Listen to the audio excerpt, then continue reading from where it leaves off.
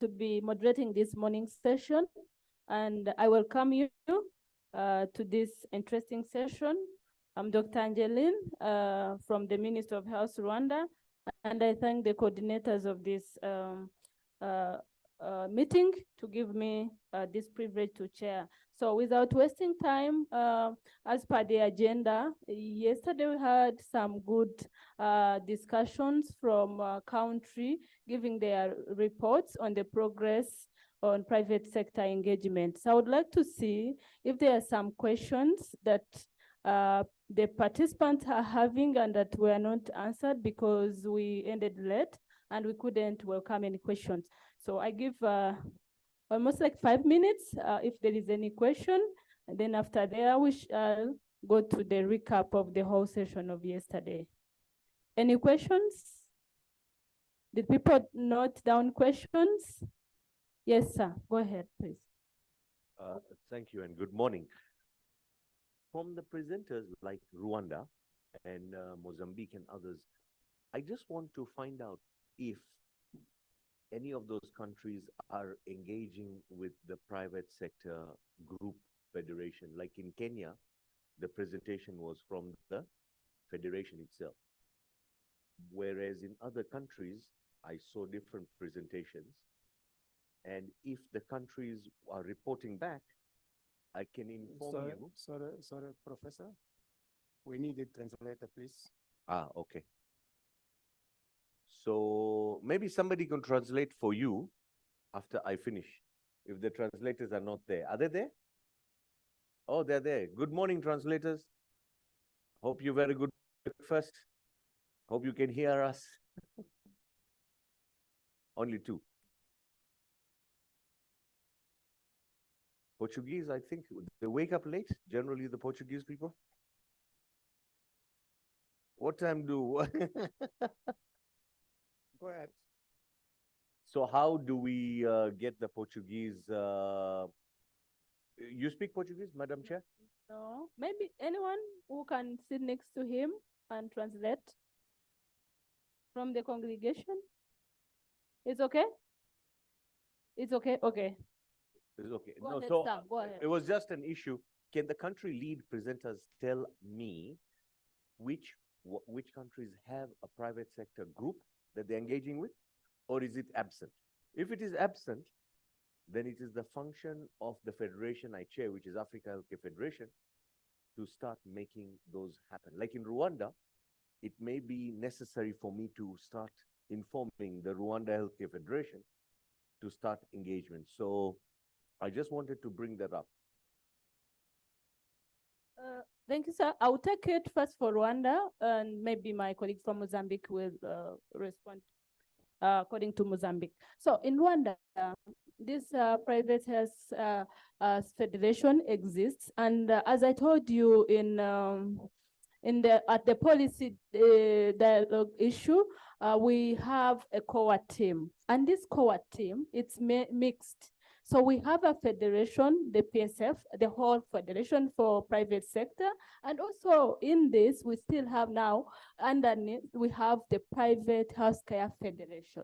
Okay. So we meet regularly with them. They are members of our planning and health financing technical working group. So we have regular core team meetings with them. So we are on board, so it's known they are put aside or they don't function. So that's how we work with them. If you ever have an issue, let us know. Dr. Right. Inquire, Denny Mutembe, and all those people. Yes. So that's Rwanda. And the other country, Madam Chair? I don't know. There was Malawi, there was Mozambique. Do we have someone from Mozambique here? Yes, please. Yes, please. Okay, yeah. Yeah, okay, thank you. Bom, para responder a questão que foi colocada pelo nosso colega, estou a esquecer o nome, chamo-lhe de professor por causa da explicação de ontem. Para Moçambique, o engajamento... One minute.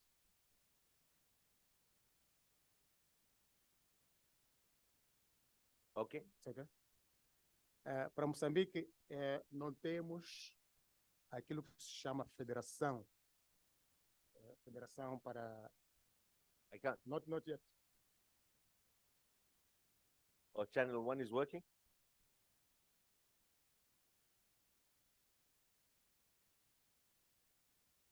Okay, go ahead. Yeah. Dizia que para Moçambique nós temos não temos a federação propriamente dita que tal para o setor privado, mas temos dentro da Confederação Moçambicana de Empresas Privadas uma área de saúde. Então é a tal área que lida e interage com o setor saúde, com as organizações não governamentais. E foi através deste departamento dentro da Confederação que tivemos a representação do setor privado na discussão também com o diálogo nacional. Então, para dizer que o engajamento privado em Moçambique ainda é embrionário praticamente, é progressivo. Podemos calcular que cerca de 30% dos investimentos são do setor privado até aqui. E eles contribuem não só para a simplificação da importação dos artigos médicos medicamentosos, contribuem também para, nesta fase, para além da construção dos centros de saúde, pelas grandes companhias, temos aquilo que é a construção das unidades sanitárias de nível 2, os hospitais gerais distritais. Pela primeira vez, já estão a fazer isso. Então, quer dizer que até depois deste diálogo que nós tivemos, há bem pouco tempo, e com esta declaração, com estas prioridades que nós vamos ter daqui, penso que há de haver mais intervenção para o futuro. Obrigado. Thank you. Is that clear for you, Prof? Okay. Any other question? Yes. Thank you so much. For Malawi, yes, we have the Malawi Confederation Chamber of Commerce, and it has been part of all the processes since we started. And they are on board and they are very supportive. Thank you so much. Okay. If there are no other questions, that marks the end of our last session on the country presentations. Do we have Brian in here to give the recap? So Brian, you have next 15 minutes or less to give the recap of the whole session of yesterday. Please take the floor. Thank you.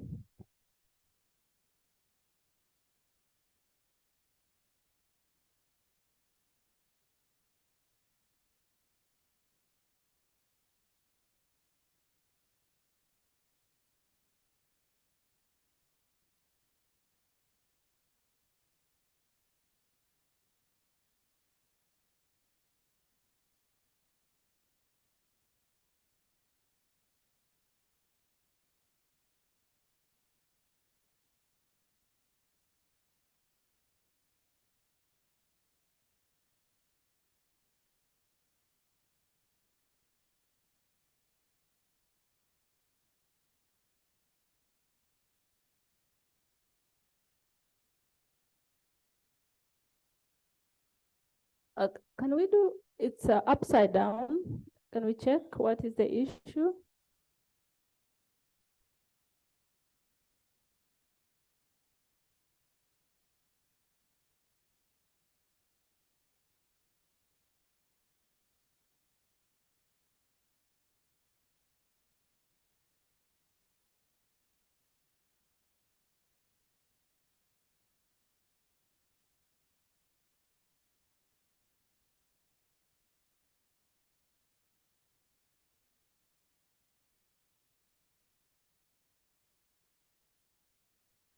Go ahead and start. I think it's okay now.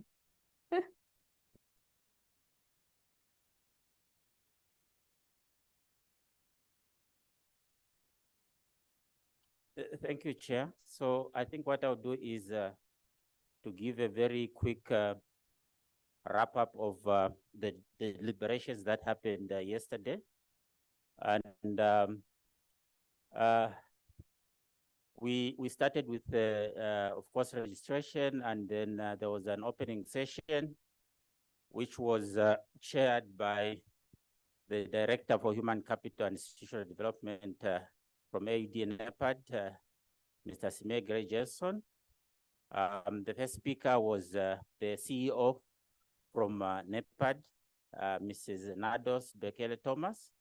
I think we have not captured everything here, but I think one of the issues she raised was that she called upon the private sector to actively engage in the health sector, whether through investment in healthcare, infrastructure, research and development, or public-private partnerships. And that she also indicated that AUD NEPAD is in consultation with the REX, partners, private sector actors, and have developed a private sector engagement for health strategic framework, which was later presented by Tom. So she highlighted basically the second point, some of the key achievements that I think NEPAD has achieved. She further went to say that health financing is the heart of our ability to realize health objectives towards achieving this. AUD and NEPAD with partner private sector REX has also spearheaded establishment of regional health financing hubs to serve as nexus for rolling out healthcare financing. Let me not read everything, but I think the key point is that I think the CEO raised quite a number of issues. The second speaker was remarks by the African Business Council, Dr. Amani Asfo. It was an online presentation. You realize that I think this, I think the recap is still in draft form, but I think we just trying to highlight some of the issues that were brought up, to be updated. But she raised the importance of the meeting and the need to accelerate the implementation of ALM. She recognized the role that the private sector can play and also the need for PPPs. She also talked about the need to share lessons and improve coordination and also identify opportunities. Down, please.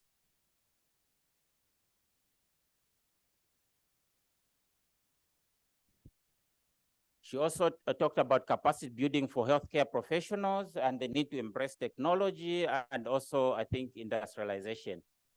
And she also mentioned that working, I mean, I think the business forum is working with AUD NEPAD. I think most importantly, one activities I think which came from the meeting in Nairobi, she mentioned the issue of the mapping exercise that needs to be done.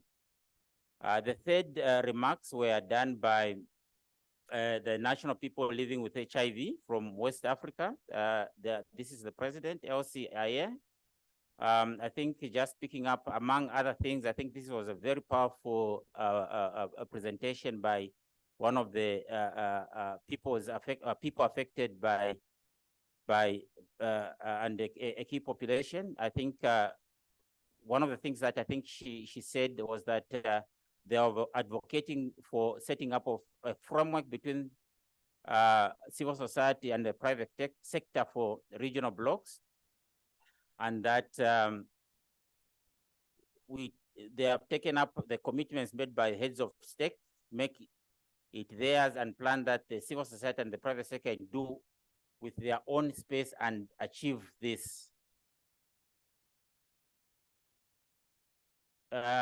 Then the fourth speaker was remarks by Dr. Sheila on behalf of the AU Commissioner, Professor Yulo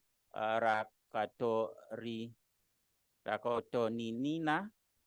I think Dr. Sheila emphasized the need for, highlighted that the work, this started around 2016, and I think she mentioned some of the progress that have been achieved, which included the scorecard, and also provided recommendations forward.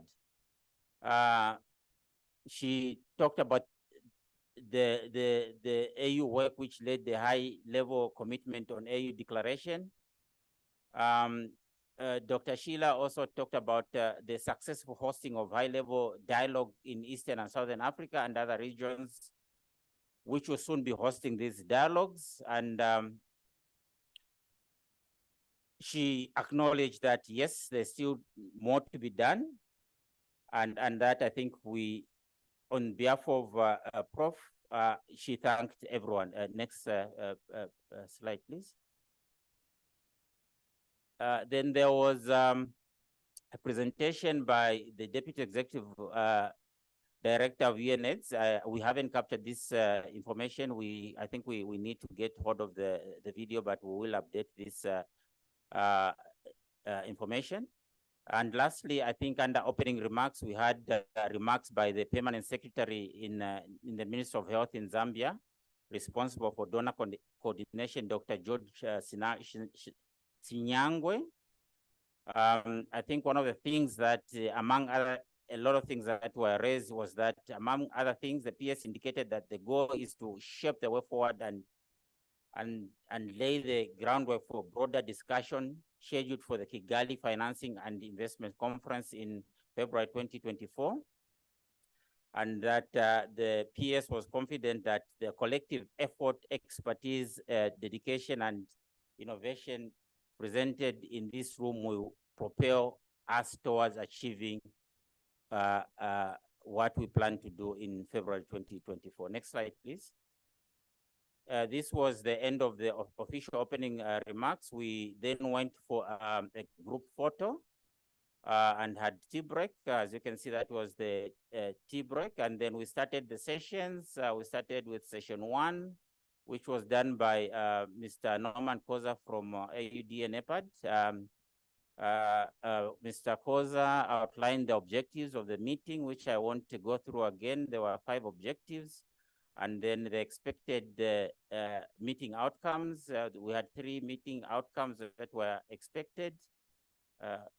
Maybe I can talk to the outcomes, which were improved collaboration and processes for private sector investment in health, improved coordination, PS investment in health and health financing, and also setting up of 2024 priority actions.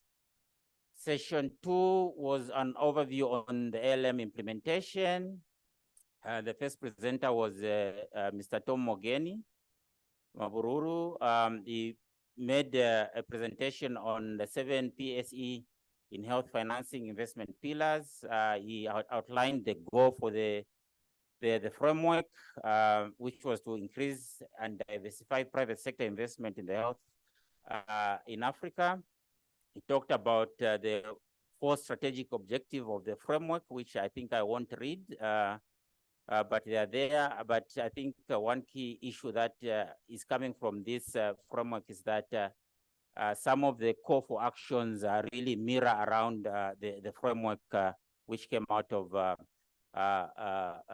session 2. But I think some other action items will come from the sessions that we'll be holding today. Then we had a presentation on regional financing hubs by Dr. Haley. Of course, he talked about strengthening of healthcare financing systems through regional health financing hubs. Let's go down, please. He also talked about the Africa scorecard on domestic health financing, and also he talked about health financing tracker, BNC, which the tracker and the financing, he demonstrated that actually in terms of statistics. We then had a presentation which was made on Professor Hambali, which was on the progress made to date, which is 2023. These achievements were done in 2021 to 2022. So one of the key achievements, of course, was SADC and ESC RHFS established and technical support ongoing in full operation in the hubs. The other one was that key, can you go up, please? Oops. Key in the dialogue and operation of I mean, these were future plans for 2024, 2023, 2024 were highlighted, which are ongoing. Down, please.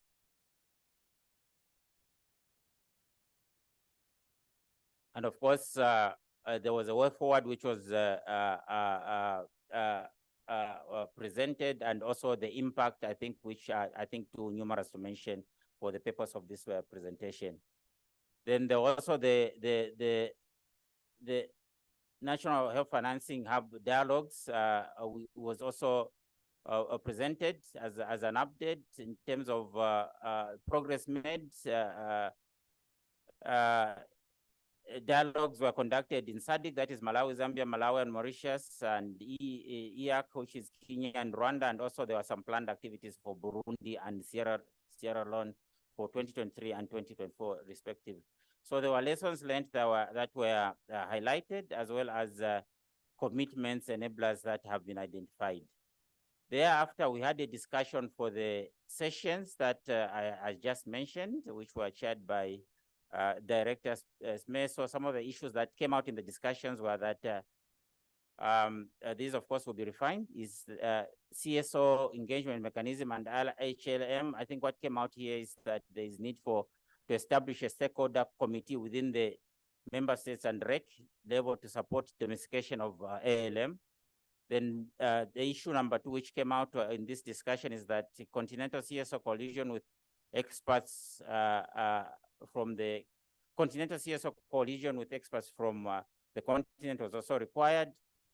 Also, I think an issue of CSO and private sector important in financing the health sector was raised. Then 4, I think coordination mechanism between PS, private sector, CSO, and government to increase financing of health sector was also discussed. There was also an issue of incentives to entice private sector to invest in health, and there was also a question on what the AU is doing to invest, what the CSO is doing to invest in the I think private sector. I think that is not captured correctly. Then session 3 involved the partner support to health financing and PS in health. This we will update this. Was chaired by another session chair. The first presenter was the Global Fund. It was Alexander Winch.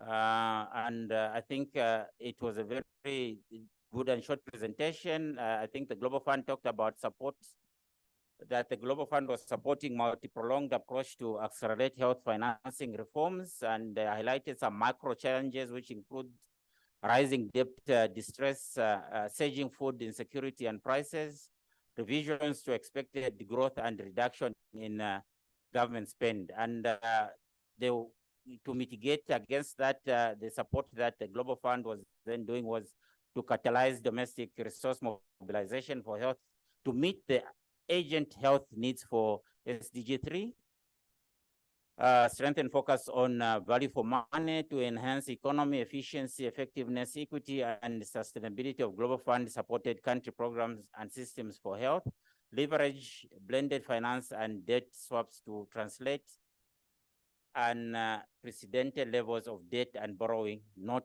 tangible health outcomes. So next slide, please. So there was a slides. Apologies, we also have to capture this by WHO, by David Clerk. This will be updated and will be shared in terms of once we clean up the document. Then we had the session. We had session 4, which is expert assessment on health financing and private sector investment in health. The first presentation it was done by Professor Khalid, Chair of the Healthcare Industry Cluster for Africa Business Council. This slide will also be updated, but I think it's one of the guiding slides. It's talked about, I think, the need for more private sector investment. It also identified, I think if I remember very well, two funds that have been created under by the Business Council that should be part of what we're doing here. Then the other slide was done by Dr. Amit Taka from Africa Business.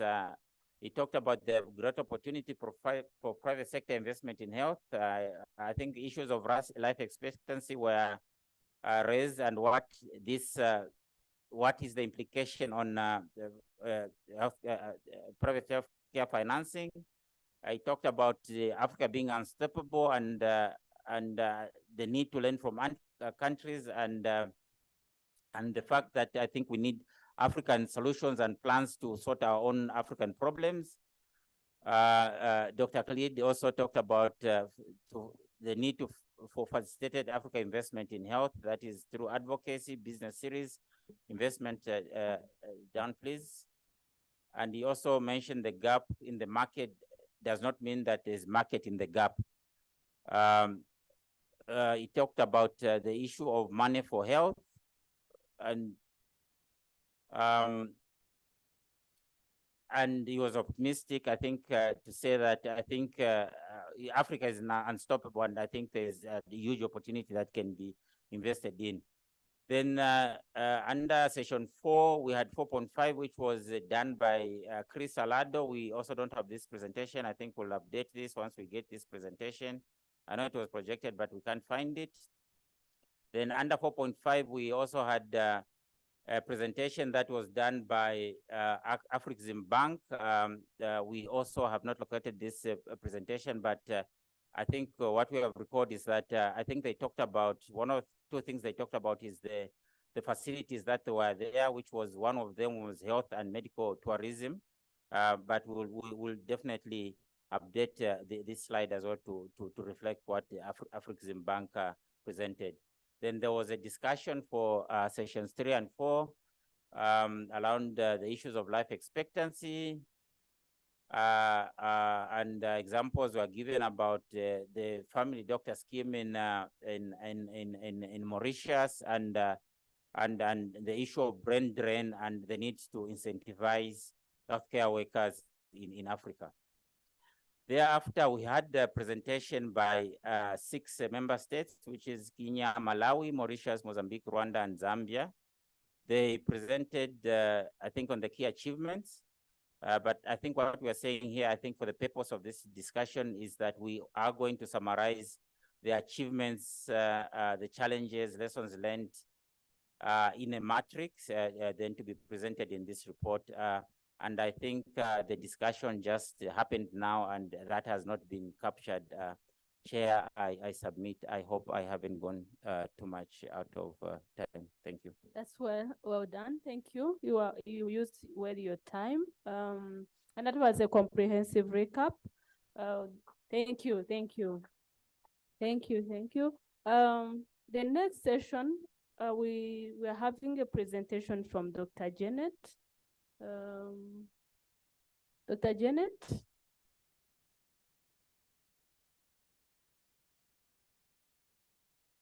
Yes, please. She's presenting on the coordination of AUDA-NEPAD, comprehensive program for investments and health financing for Africa's health sector, the PIFA and the Kigali process. Please take the floor. You have almost 10 minutes. Thank you. Because you are a lady, I will give you 13. Chair, on just one, on Brian's notes, the person who was presenting from Afrexim Bank was Odi, somebody Odi, not Oluranti. Okay. I think there was representation or change of name. Oh, sure, that should be corrected in the actual report. Thank you for that.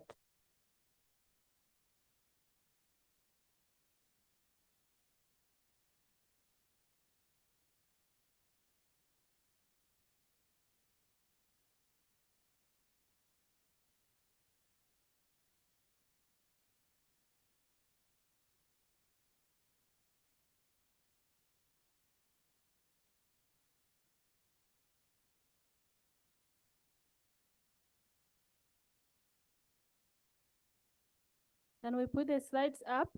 You see the 15 minutes, now we are taking 3 minutes to put up the slides.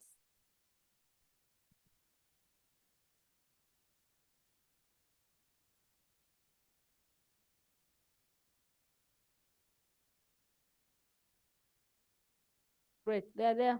Dr. Janet, go ahead and start.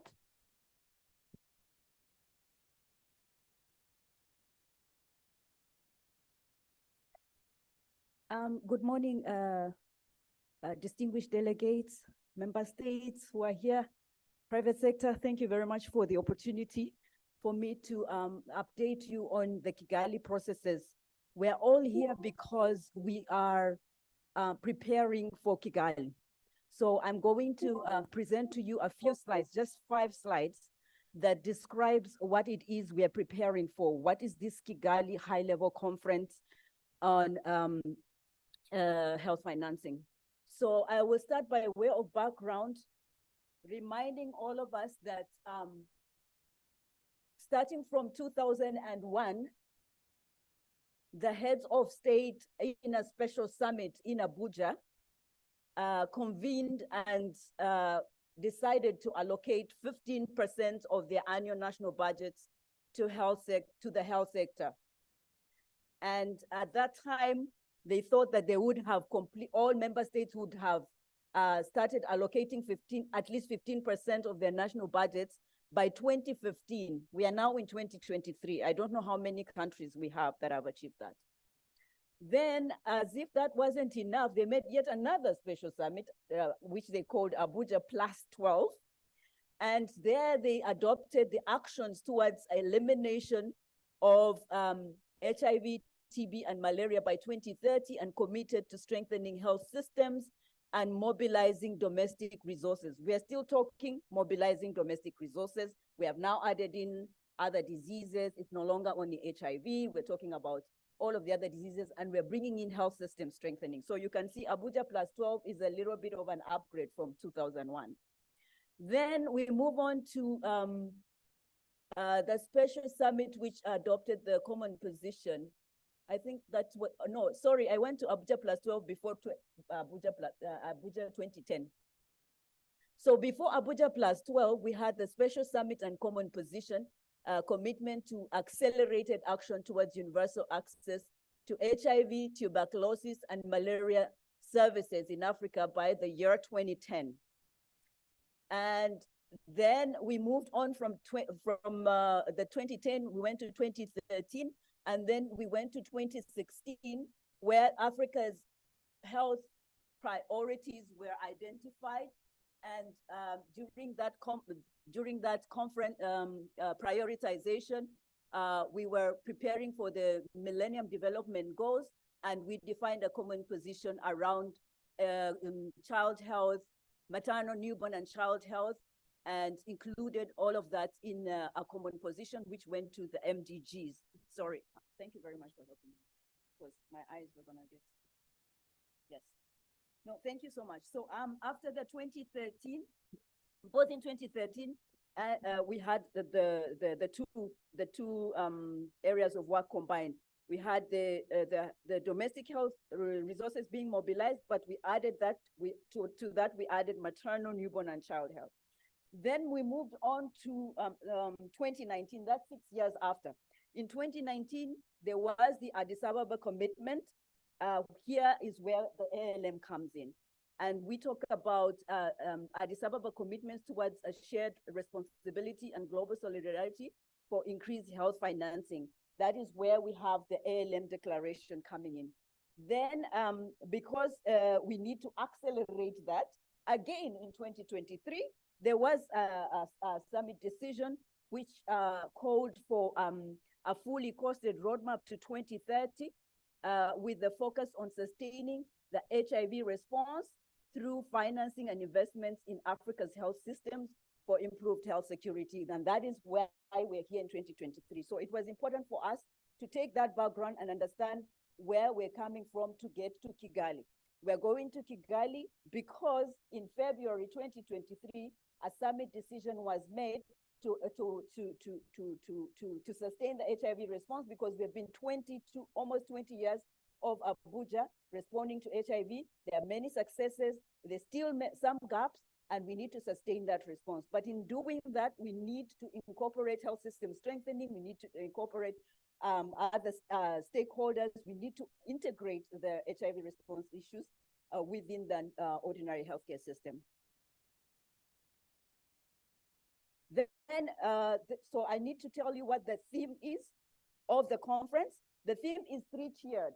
There is 3 components of the theme. Number 1 is to sustain the HIV response. Number 2 is advancing health financing. Oh, the slides didn't change. Oh my goodness, we are operating. Okay, just go back a little. Go back to the second slide. Next. Just wait there a little bit. Just wait so that it can, just wait there. It will open.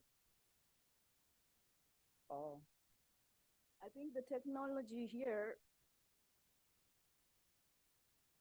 Maybe if it can't come, maybe you can just read it. Let me just go through the theme. So, like I said, there are 3 tiers of the summit, of the high-level conference. It will be 1 on sustaining the HIV response, and then number 2 is going to be advancing health financing, and then the third is going to be on health security. On the health security one, the focus will be on health product security.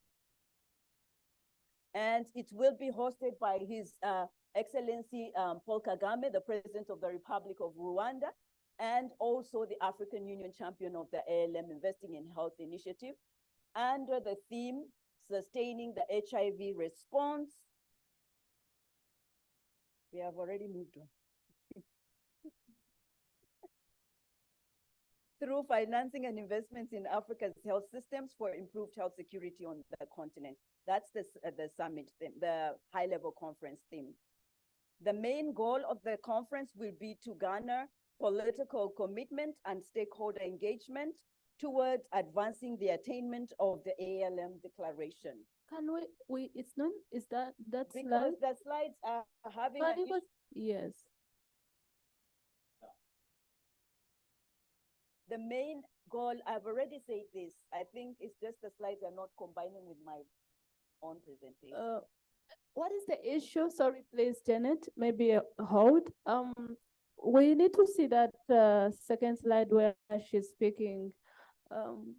IT people, can you up and we see them? Maybe. People can connect, you can connect online and present online. I don't know how to do. Where is the?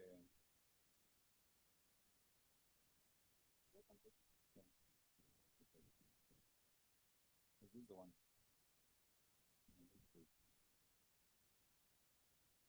Yeah. Yes. Great. Oh, go ahead and do a slideshow. Can they do slideshow? Maybe if it's not possible, just zoom it.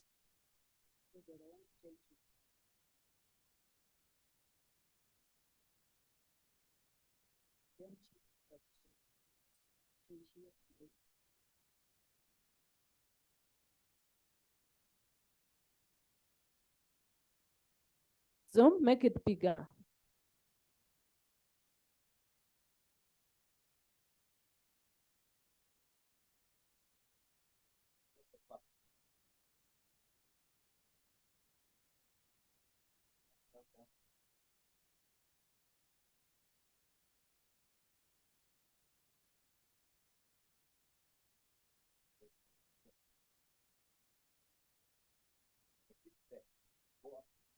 Go up.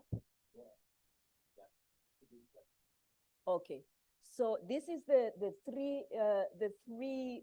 three core elements of the theme of the Kigali high-level health financing conference.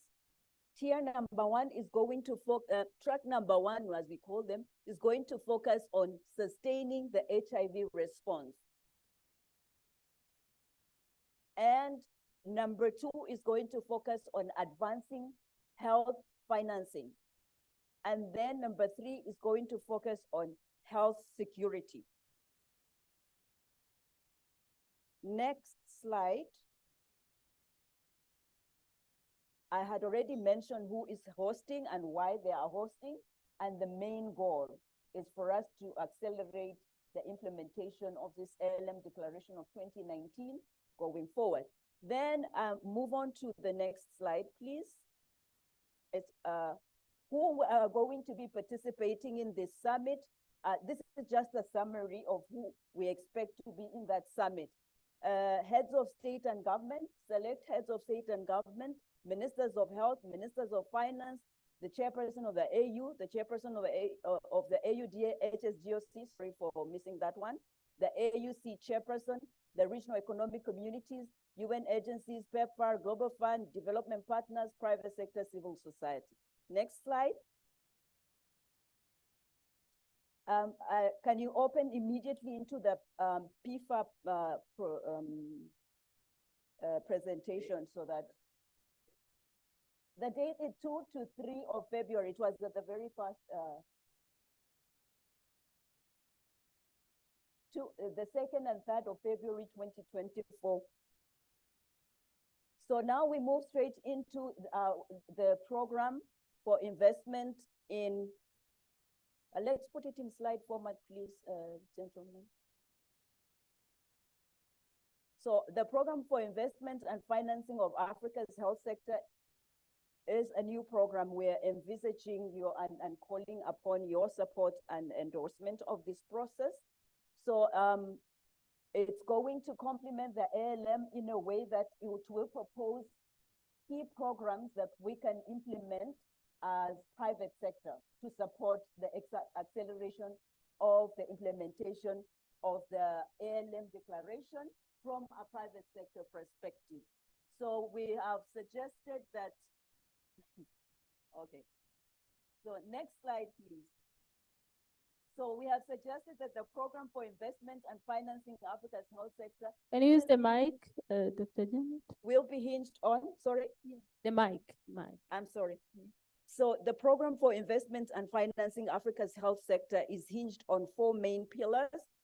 And these are selected because we believe private sector can invest in these key 4 areas and make some substantive progress in terms of actualizing the private sector contribution to the implementation of ALM and its objectives. So we have selected 4 key main pillars. 1 on digital health. Yesterday, I think a number of presentations were raising the importance of moving into digital health. And so private sector can see that as an opportunity, rather have already seen that as an opportunity and could invest in digital health. The second pillar is on diagnostic services. Yesterday, we did talk about MRI and X-rays and CT scans and all of that type of services for diagnosis that can be focused on. And this is an area we think is an opportunity for private sector to engage in. So the programs will be based on this. The other program will be on manufacturing. And I think yesterday, ABC and AHB, I think all of you talked about the importance of strengthening our manufacturing capability. And this is the program that is going to focus on that from the private sector point of view within PIFA. The 4th one is that which speaks to developing the HRH, meaning that we are going to focus on training and upskilling our healthcare workforce, all cadres. That includes nurses, doctors, physicians, technical lab technicians, and all of those various cadres that are important to the healthcare industry. Next slide, please. How are we going to govern the PIFA? How is the program going to be governed?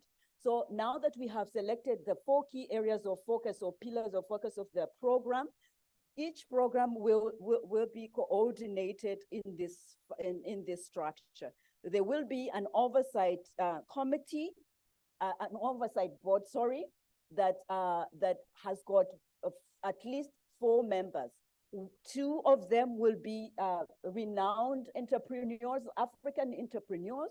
The other one will be a sort of policy making, a person who has been in the experience of policy making and regulatory and all of that, that can assist with the oversight on areas related with enabling policy, regulatory, and legislation environment. So a person, preferably a former Minister of Health. The oversight board also will constitute a representative from the Africa CDC. And then we move on to the Secretariat. Of course, the Secretariat will be supporting both the committees and the oversight board with the Secretariat services. Then we'll have, so under the committee, we're suggesting that for each program, we will have a chair. For the digital health, we'll have a chair. For the manufacturing, we'll have a chair. And for the HRH, we'll also have a chair, and we will also have a chair for the diagnostic services pillar. And these chairs will be reporting to, will be members also of the committee, which will constitute of private sector mentor, 1 private sector mentor, a policy maker, and a global health specialist, and someone representing development financing institution. Next slide. The program will be monitored and will have a monitoring and evaluation mechanism whereby it will be at first instance a 3-year implementation plan, and it will have, each program will have its APIs for which the priority programs will be supported by the regional health financing hubs. And the reports that will come out of each program will be submitted through the various channels of the ALM, including the biennial Ministers of Health and Finance conferences that are always holding under the ALM implementation, and also use our processes as well as the heads of state via the ALM report to be able to enter the assembly, and so that private sector's contribution to ALM will also be received by heads of state and appreciated. So that is where my presentation ends on the new program called PIFA. I thank you and wish you proper digestion of this, and then I will be ready to answer your questions. Thank you very much.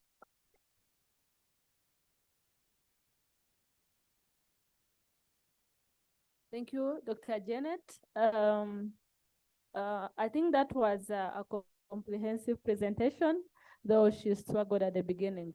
I think that was small clap. Can you give her another round of clap? So she had to make 2 presentations.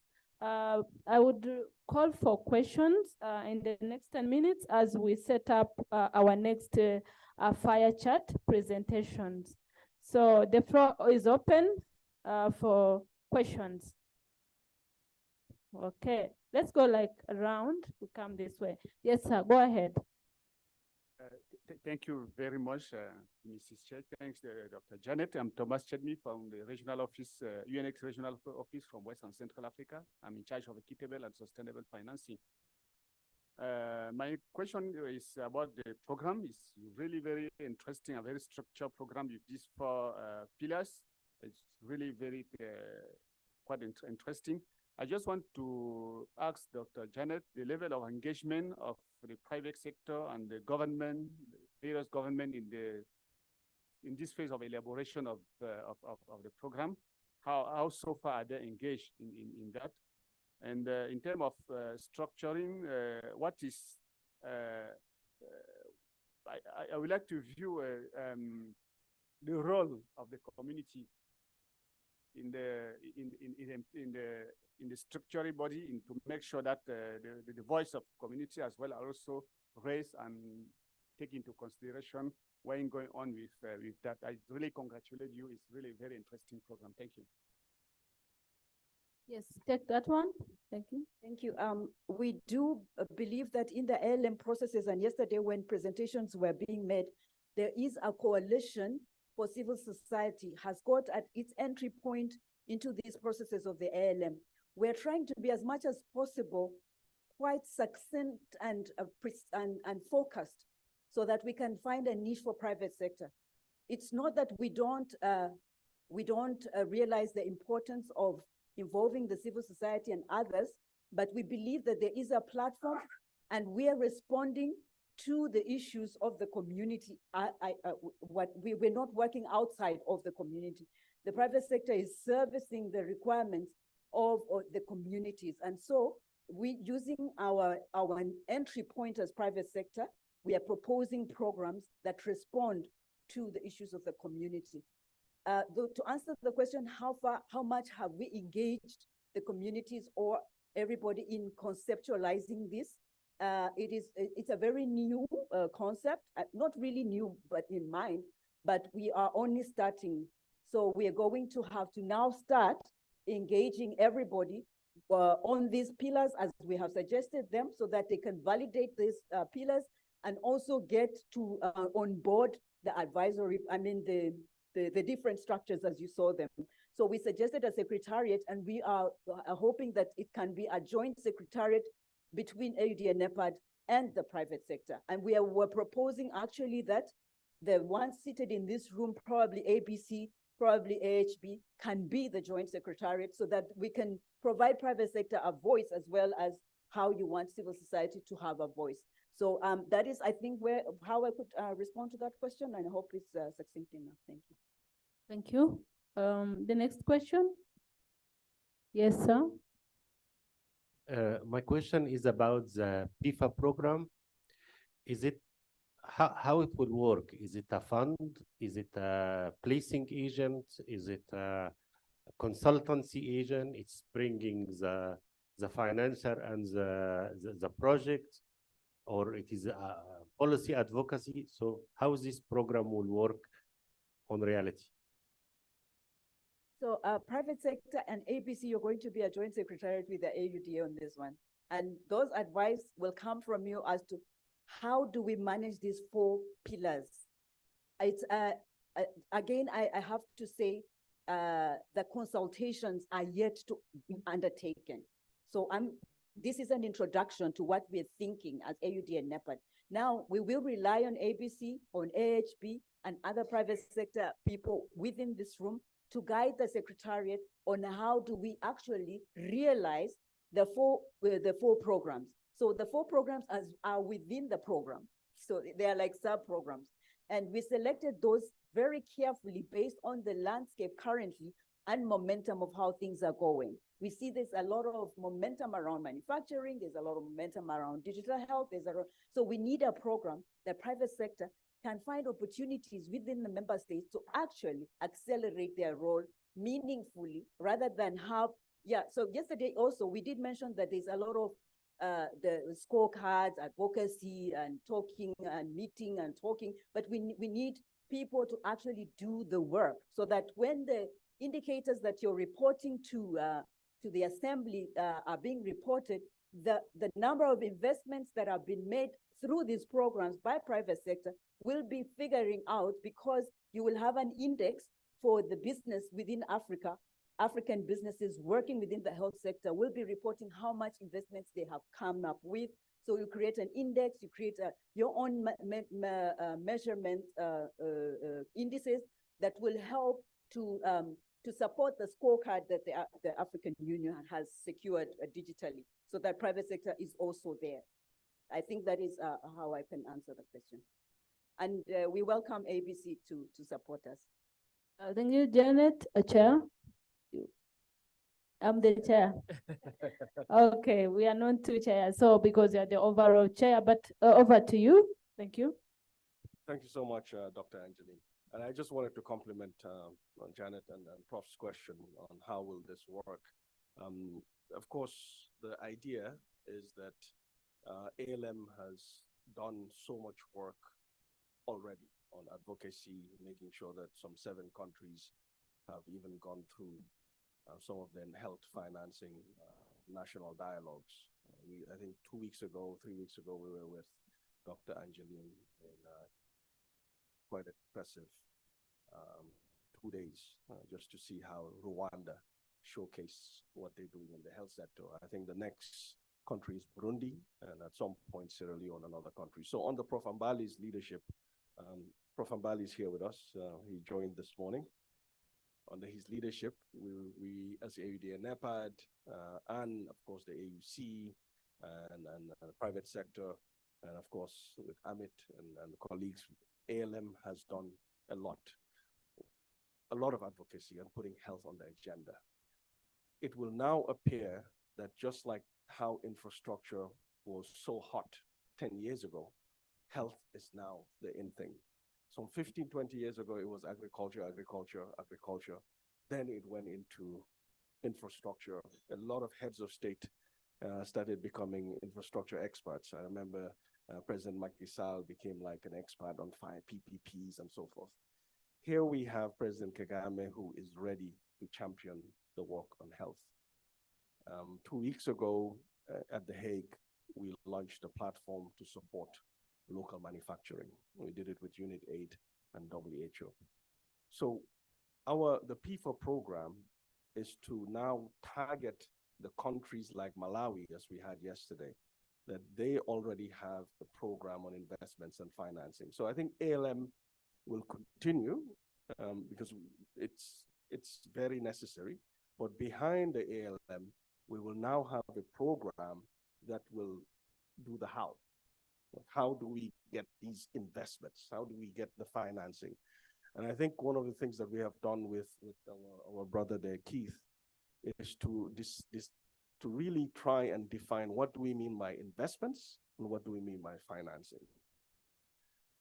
And we are also working with the World Bank colleagues so that in April, at the annual meetings of ministers of finance, those 7 countries that are ready, Malawi included, and we also look forward to Rwanda saying that they are ready, we will go to Washington, D.C., and we will take the Minister of Health. Of course, the finance ministers are there for 10 days, but we will go with the ministers of health, and we will do a roundtable and a closed door B2B.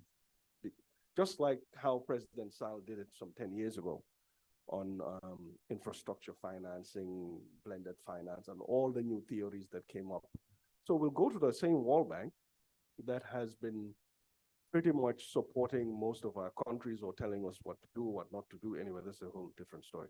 But we'll go to them and we'll go with our ministers, and we will make sure that when we are there in April,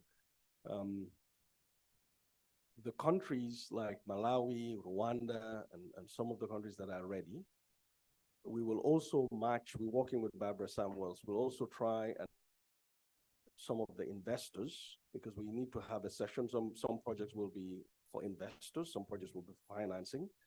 And we will, of course, work with Amit and Dr. Ashford and all the colleagues from ABC, so that we now go into the actual how and then we agree that if it's financing and funding and grants and these are the projects that we are targeting. If investments where we're going to have profits and return on investments, these are the projects we're going to take. So this is what we are thinking of, that PIFA will be the program that targets countries that have gone through the ALM and they put their hand up and say, look, now we have a set of projects, and we think, of course, Keith will work with us and help us, that these projects are meant for the investment window, and these projects are meant for the financing window. And financing will have a category of what we mean by financing, the grants, the philanthropy, and all the other things that we're talking about. And what are these projects? And then we hoping that after we constitute this program, we will talk about project preparation, feasibility, and pre-feasibility, project development, and. Just like under the leadership of President Macky Sall, we were able to do that infrastructure work. So this is the thinking that we're going to, unfortunately, we're going to add more work to the leadership of President Paul Kagame, but this is why we're going to Kigali. so that we can trash it out. And then out of this, post-Kigali, we now have the ALM opening countries and then PIFA backstopping. So that's the thinking. And these are the 4 areas that Janet has highlighted. Thank you. Thank you, Director Sama, for the detailed explanation. I think we are learning short of time. We are lagging behind by 15 minutes. So I'll just give 2 gentlemen questions, and then we will close and set for the fire chat. Yes, go ahead. Right. I think he has answered most of the questions that I think we had. But from our end, given the progress that the discussions have had in country in Kenya, one of the things that we've had is, and I'm happy to see it here, is on local manufacturing and especially focused on pharma. And as Kenya Healthcare Federation, I think we'd like to pour in the experience that we've gained so far, up to and including a grant with the USAID of about $12 million, just to support this experience. And when that time comes, be happy to call on us just to give experience and even work with this, because I am sure that they begin to bring this to scale in other countries. And given that that has already taken place in Kenya, then a learning experience could be drawn from there. Thank you. Thank you. Kenya is willing to jump in and share the experience. Thank you. I think they will call on you. And the last one, go ahead, sir. Thank you, Chair. My name is Zafania Shade, and I'm representing East African private sector. I just want to talk on the pillars. I agree with the pillars that have been presented, as most of them, they were part of the discussion of yesterday. But I wanted to add something on market and local content. Not necessarily as a new pillar, but I think we can find a way to discuss within those pillars, because we may attract a lot of investment from the private sector. But if you don't assure market for them, if we don't have good local content policies within our government, we are going not have a sustainability on this investment. So I think it's very important to feature it in the program, to be part of the discussion, so that we encourage. And we have seen is one of the challenges from many governments, that people are procuring medicines and other things beyond Africa, outside Africa, while now we are in African Control Free Trade Area promoting that. So we should buy, for instance, I'm from East Africa, we need to buy from Egypt or from anywhere, rather than purchasing outside. So we should address the local content issue. And lastly, I think public partnership, PPP, it's very important. It will also help to address the issue of marketing and local content, because if the government will be part of the ownership, it will also encourage them to buy within Africa, and especially on that pillar of manufacturing. Thank you. Thank you. Thank you for that reflection. And I think this has been a good presentation and interventions. I don't know if Dr. Janet, you have something to add on? Please go ahead. Just 2 minutes. Yes, thank you. 1 minute. Just to mention that the issues, the challenges that confront the private sector, including access to market, access to affordable capital that's long-term, that's predictable, that's sustainable, that type of thing, access to the right technology and the human resources and skills base, issues of fostering the right business-to-business linkages and fostering collaboration. All those are under the workings of the program. So we make sure that the program succeeds because the incentives will be triggered around addressing the challenges the private sector are currently confronted with. And that's why we have a person from government that will also ensure the regulatory issues, which you haven't mentioned, also are quite well addressed, because also regulatory issues have constantly been a hindrance to how the private sector invest in certain sectors, especially in health, given the stringent regulatory requirements. Thank you. Thank you. This was a wonderful discussion, and thank you for the Kigali updates. Thank you. So I think the PIFA is all for us. We are here to support and we are here to give our inputs to see it function. I think they have told us NEPAD is preparing. The consultations are yet to come, and there is much work that will be done in Kigali. So let us be there for this.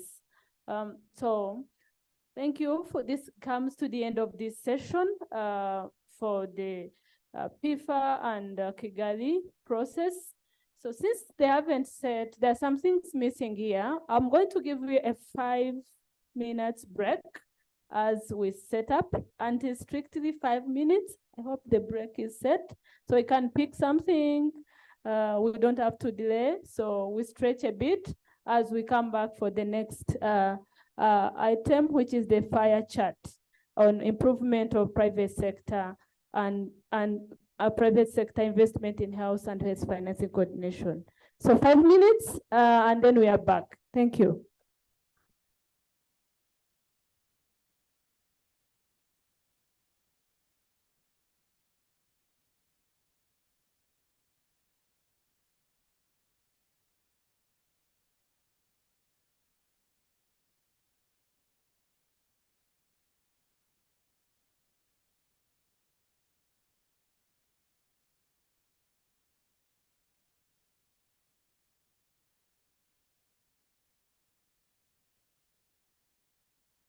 Check 1, 1, 2, 1, 2. Mic check 1, 2, 1, 2.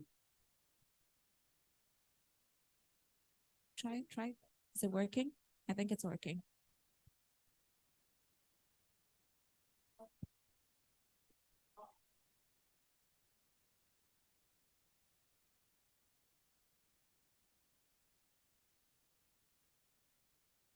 Mic check 1, 2, 1, 2. Mic check.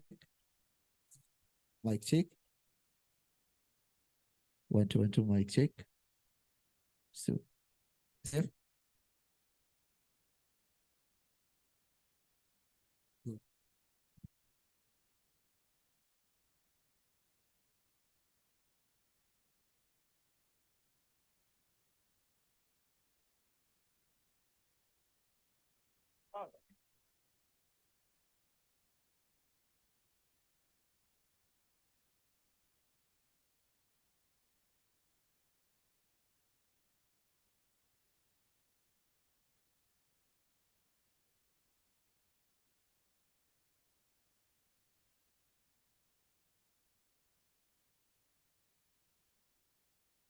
Talking.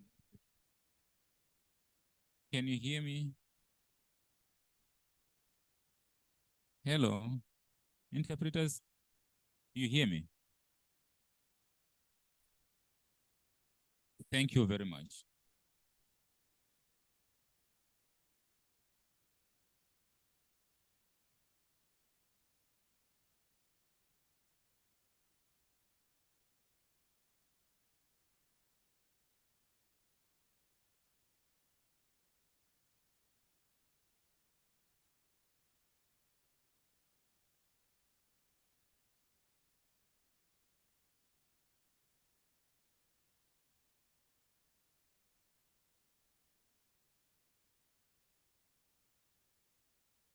Testing. 1, 2, 1, 2.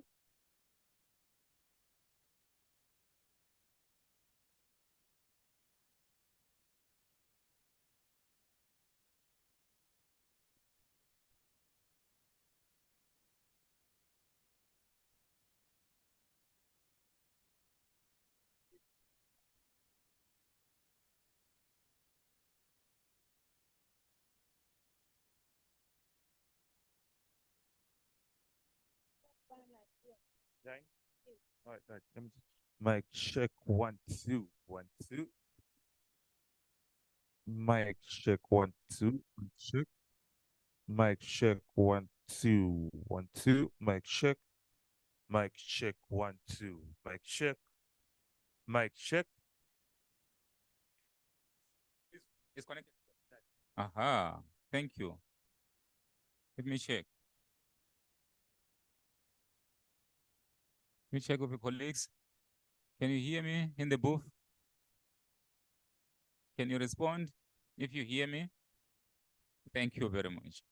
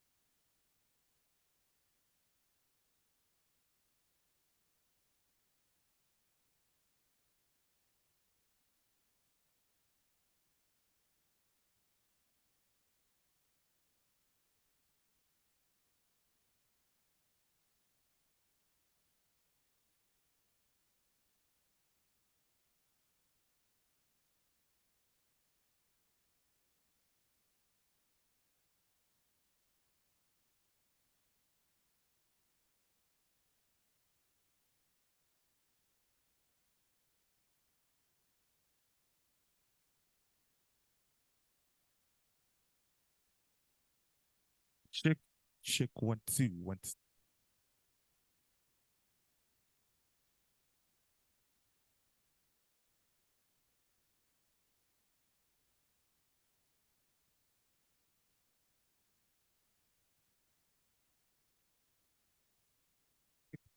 Mic check 1.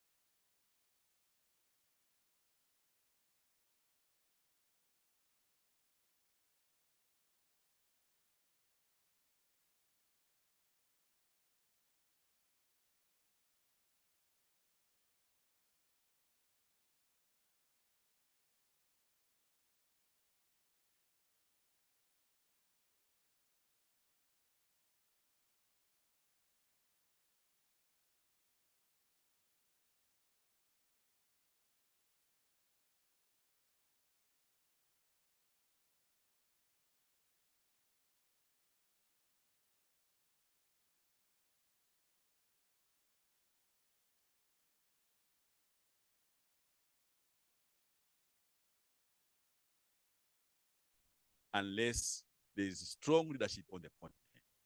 So I think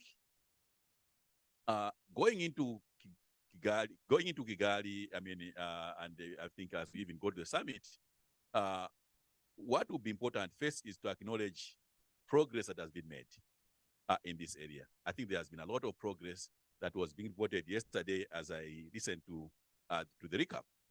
Let's acknowledge that. Secondly, I think let us also look at the gist behind this advocacy. What we are saying here is that it's time that Africa took up the responsibility of really resourcing the health delivery system on the continent. So the whole issue of domestic resourcing, I'm talking of resourcing here because I don't really want to just talk about financing, because the resources required, if you look at all those objectives, are more than just money. You see? So I think domestic resourcing is very important. And I think here, this is where the PIFA that we heard from Janet is, I mean, the countries tend to put priorities and then say health is one of our key priorities. And I guess that's probably what it is. So I think it's that agenda that basically has to really be very strong. The other thing that probably is also in that agenda, which I guess is very important, and I think people like Amit, my sister here, David, and even myself from Mauritius, is the whole issue of the private sector cannot be coming to the party as an afterthought. We need to walk this talk with the private sector and not look at the private sector as just a funder. Say, okay, give us money and then that's the end of it. I think what we've been emphasizing, and that Tom actually has been leading us on that, is the fact that the private sector, we should look at the private sector from the fact that they are an all-round player of the AOM agenda, right from financing, volume, the efficiency. And there are a lot of leakages that we see that can affect efficiencies. The policy point of view, and also the issue of equity. We see private sector biting at different angles. And this is where probably the dichotomy of private sector also has to be looked into. Because you find that private sector is really engaging, at different levels. It's not, I mean, you look at it, there are those that are at the grassroots level, there are those that, it's across the board that we have to look into. So really, I think, look at the private sector that we're talking about here, which is very important. Really being involved in all the objectives of the ALM. I think we need to improve on that.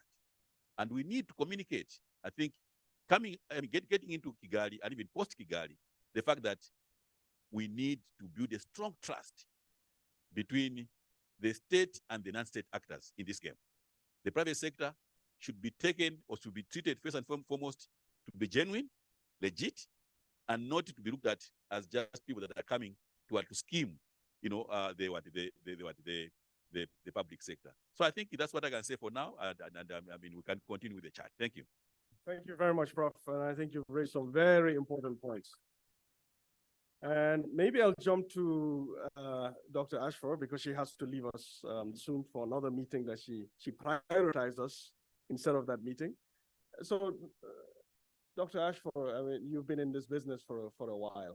What the same question for those countries that are saying we are ready, like we've heard Malawi, Kenya has also indicated.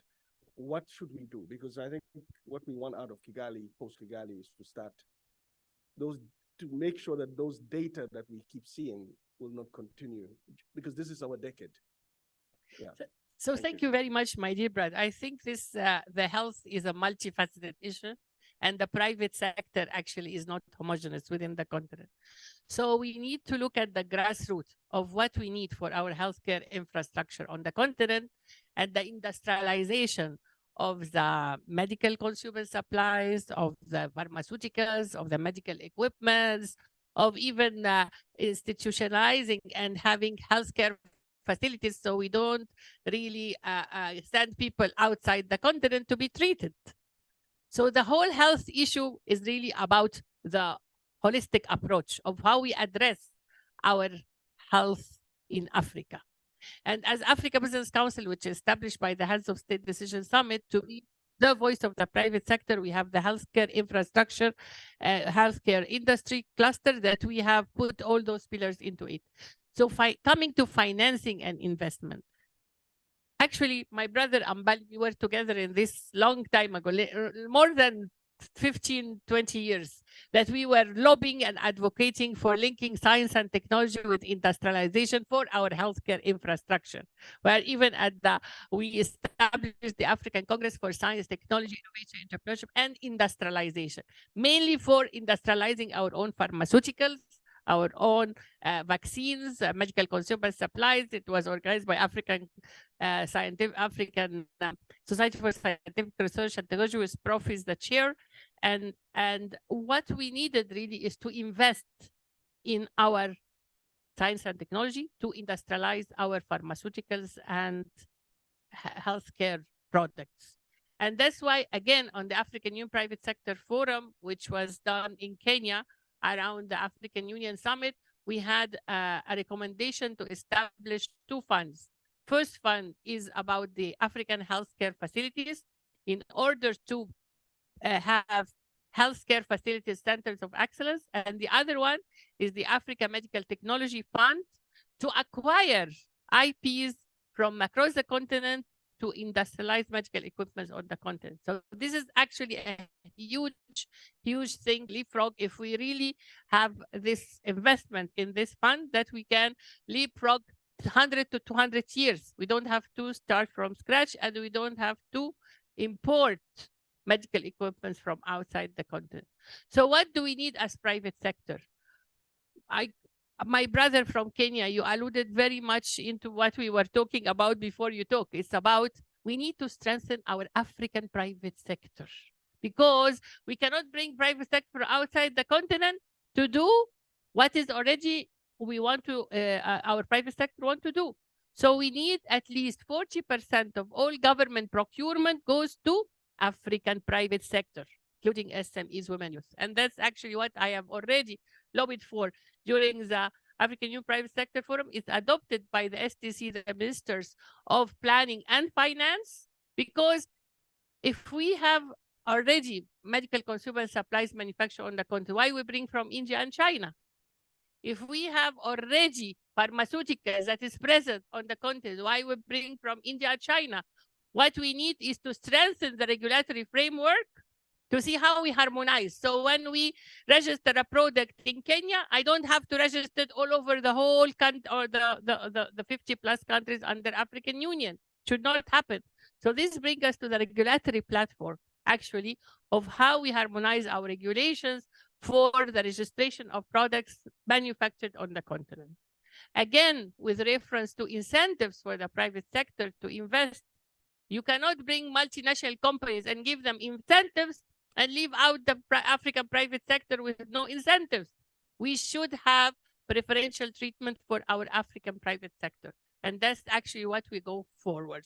Again, what we need to do is to have a mapping exercise of the current health status of the infrastructure, of the current medical tourism that's going outside the continent with billions of dollars.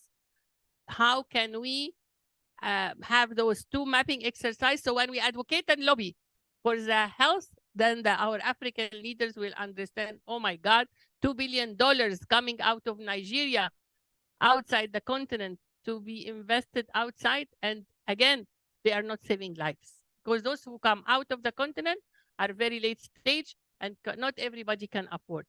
So the whole objective of our meeting here is really how to empower our African private sector with three issues.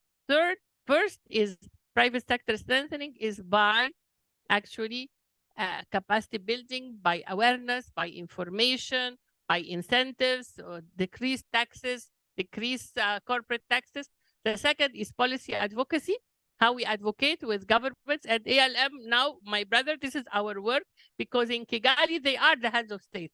So we need them really to push the agenda of the policy that we are talking about, whether procurement or incentives or how to finance. The third pillar, which is about product development, how we have, from the mapping exercise that we do of the current health status, how we really allocate which country needs what, and which country needs, we have oncology centers, we have radiotherapeutic center, we have treatment, where do we need what? A map of what is existing and what is needed according to international health standards, so we empower our African people. So my brother, this is a historical event leading to Kigali, and what we need is the role of private sector, not like my brother say coming after, but to be embedded and integrated. And Africa Business Council is very much there to work with Outanipa to make it happen. Thank you very much. Thank you so much. I'll move over to Amit. I know, Dr. Ashford, you've really given us the how it should happen. And I want to just take just one thing. If we were to say that we are pushing a campaign on the PIFA through the ALM to get 40% of procurement by our governments through African private sector, if we were to push that campaign, Amit, of course, a lot of things have to happen, all the things you've highlighted.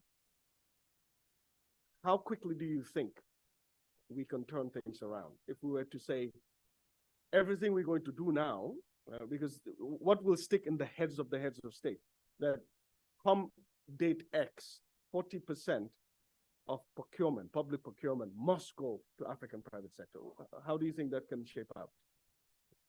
That's a good question. And I think, Chair, you started by saying it's our decade. And we should move to measure what we want to do in this decade. When did the decade start? When does it end? Let's define. And I'm with you. I don't think health has been on the agenda as high as it has been right now at the heads of state. But we are racing against time. By the end of this decade, health will be sell by date. The health agenda will expire. While health is alive, we need to quickly make sure that we raise many of the things that you've mentioned, what Amani has mentioned, Mbali has mentioned. And I think I want to let me go one step back before I answer your question. We need to make sure that we build trust. If there's one thing we need to really be clear, the pandemic taught us that the countries that had a big trust level between partners saved more lives than the countries that didn't, that worked together. So if we build trust with the ministries and heads of state and government agencies and the private sector, we could be on the same page. There's been a lot of problem of them and us. There's been an issue around understanding the value of non-state actors. There's been a misunderstanding of profit and non-for-profit. We should ban those words probably in the health sector, because the people who are for profit also make losses. Maybe we should say for loss and not for loss, or for bankruptcy and not for bankruptcy. It muddies the water for the mothers and children. So I think we have to remove the word profit, because people confuse profit and plunder. We are not talking about for plunder and not for plunder. We have to remove plunder away from healthcare. So I wanted to step one step back, because in the room with heads of state and ministers of health, we need to understand biases that they come with already. People walk into different meetings with a set bias about who's talking, which organization they represent, and those biases have affected many women and children on health in African continent. We have let biases rule our judgment because open-mindedness has been limited. So, Mr. Chair, I wanted to step one step. And this is our moment in Kigali. I would like to do a 4x4 exercise. The 4x4 exercise is Agri Mbali's 4 and Janet 4. If we mix this 4x4, I think we'll get a 16 level impact on health in our African continent when we go to DC. If you saw the four that Ambali mentioned, if you show the four objectives, more money for health, more health for the money, equity, and leadership. It's so clear that in some of those four, the public sector is doing an amazing job. And in others, the private sector is doing an amazing job. Equity is a problem for the private sector. We should admit it. It's not a place we are going to do a good job. It's 100%. So don't think equity is where the private sector is going to play. So let's just say we don't have the ability, capacity, because we don't get taxpayers' money and we don't get donor funds. So it's difficult for private sector to go and serve places where salaries of our doctors and nurses will not be paid. Let's be honest. So let's say equity, we are not going to do a good job. But when it comes to more health for the money, we should show the graph and say, if a private sector doesn't give more health for the money and you don't get enough revenue from your clients, you just go bankrupt. But in government, if you don't do well with a saga, you go to treasury and say, can I have more money for my referral hospital? Can I have more money? I have more. So we can teach each other our strengths. Rather than saying we are competing, we should show how we run our facilities with a budget of this and produce 20,000 inpatient treatments. In government, maybe you have a budget of X and you can only treat 10,000 inpatient treatments. If you actually see the cost of treating a patient in each sector, we could learn from each other. Convincing them for more money for health, we have a big task in DC with the finance ministry. We need to show if you invest $1 in health, I've always heard $1 gives you $7. You know, they're very soft statistics. It's a very non-convincing statistic for the ministers of finance in most of our countries. I really want us to create a model that's more convincing for the finance ministry, that with more money, you actually will have a prosperous country. And it may be different stage for different countries. So here's a lot. He mentioned it, that we should show what we have achieved. But if I go to Janet's 4, if I match these 4 by that 4, I think Janet was very clear. And she says that we have maybe many things like 10 or 12 ideas in private sector, but she outlined 4. What I liked what she did is she focused on the 4. The 4 that are the ones that are going to bring more money for health. Whether we do it or not, Mr. Chairman, the private sector is going to invest in that 4. Whether we measure it or not. So we might as well measure it. We might as well harness it. We might as well replicate. So I am of the opinion for us to get PIFA. Your question was, get PIFA matched under the ALM 4 objectives and actually talk about the opportunities in each pillar. I know the $259 billion pillar in Unstoppable Africa is clear. Digital health, which she mentioned, is the largest. And this is evidence-based opportunities. We know where the money is going to go. Why don't we show the heads of state this is going to happen? I'll finally conclude by saying we should walk out of that February meeting saying we will create meaningful jobs through life sciences and health in Africa. Over 70% of these jobs will be carried by women. It will drive economic and cross-collaboration with the other ministries in your countries. We in Africa, we can produce situations and solutions that we can export to the rest of the world. We don't need to bring things in, but we should also be thinking of sending things out. We can become the digital health center for the globe. Thank you. Thank you so much, Ahmed. Now, David, 3 weeks ago, we were at The Hague, the platform for local manufacturing. There was a presentation that says that Africa has about 600 companies that are in the health manufacturing space, but only 43 manufacture. I mean, they broke it down as to who does what, but in the actual manufacturing is only 43. Now, if we were to push this agenda, this campaign that 40% of procurement should be from these 43, how quickly can we triple, quadruple? I don't know what the figure, how quickly, looking at the decade, by 2030, what can WHO do? I mean, of course, I heard about the TRIPS, the IPs, the PQs, and all these things that inhibited. In your opinion, as WHO, how can we move the needle? How do we get more of these 43s to do more? Let's take a step back too, because I don't.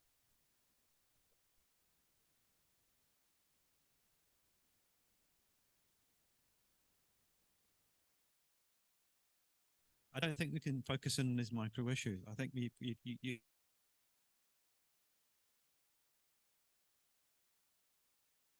and I think his is you've had the private sector and the public sector operating in silos, and the public sector have ignored the private sector pretty much.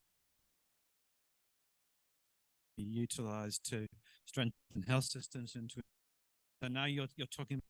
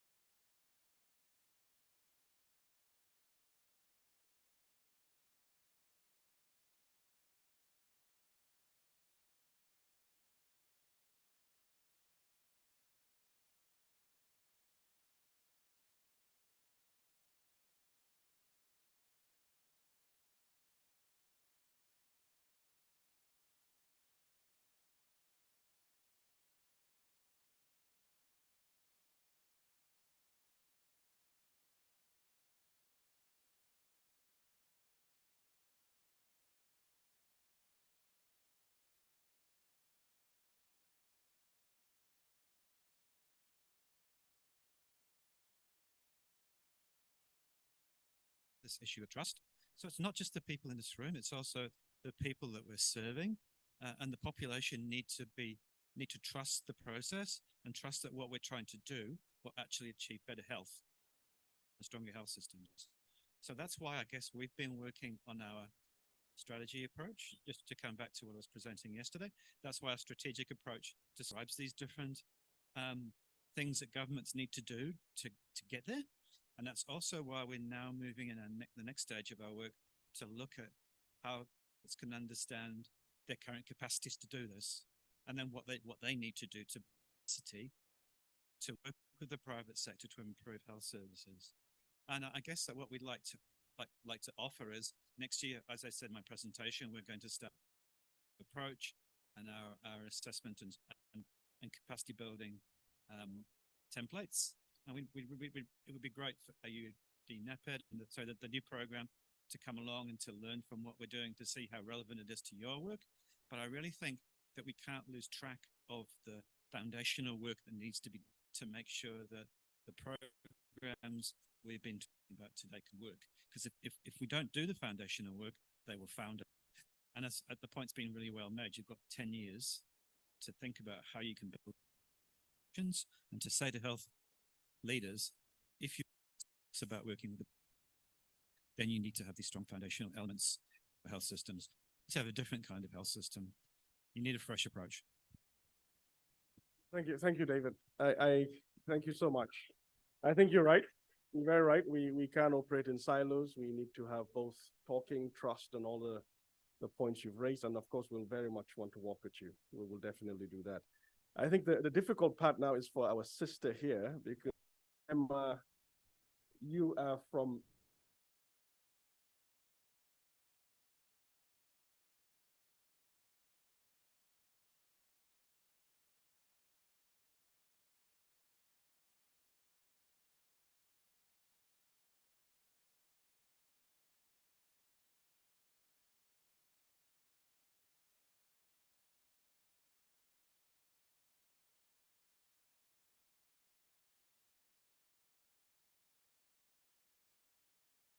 done these things, and we've liberated ourselves from imports. We importing from African producers, and 40% of our procurement is going to African companies, and healthcare is being achieved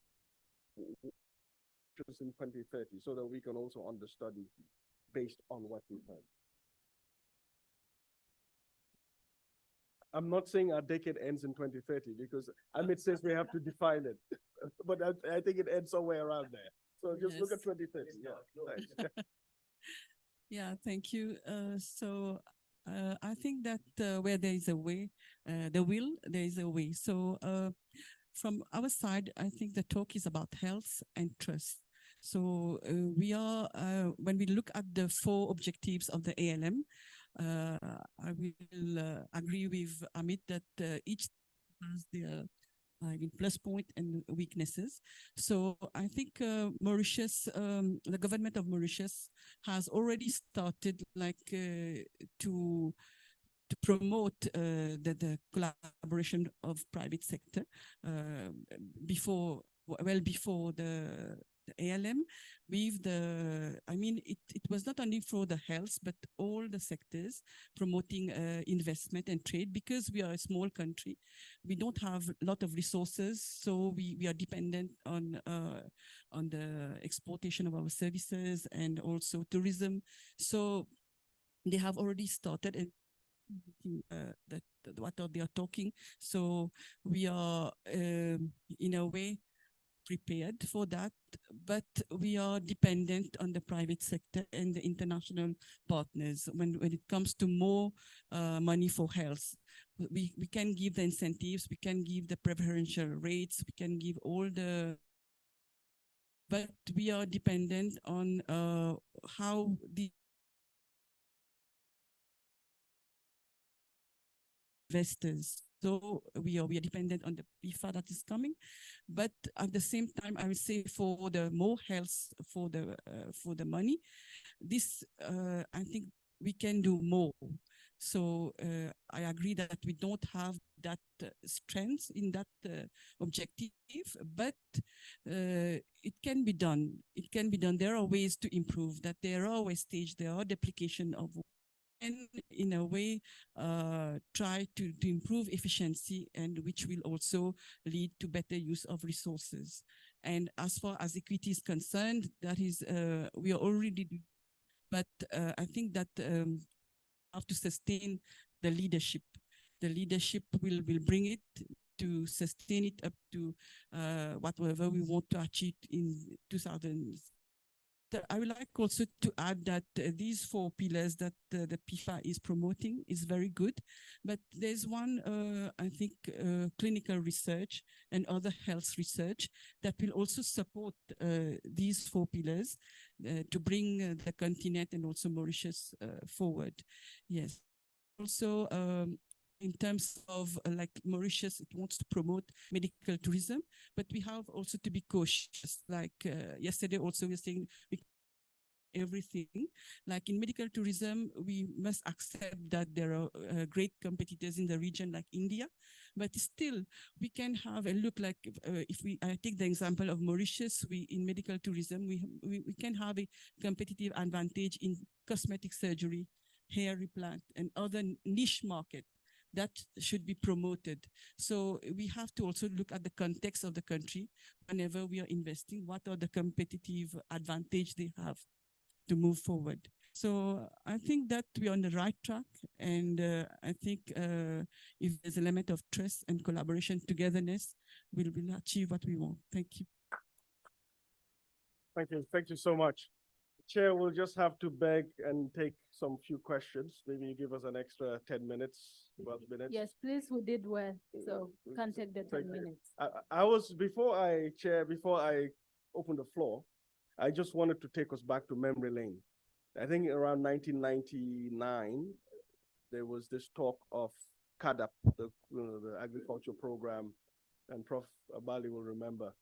And I think at that time, the heads of state used to say, grow what you eat and eat what you grow. And then all the heads of state were behind it. Everyone was an agronomist and agriculturist. And We prioritize agriculture. Then I think around 2001, President Watt started talking about infrastructure. And then everyone jumped on infrastructure. Some presidents will tell us about build, operate, and transfer, build, operate, and own. They were all experts.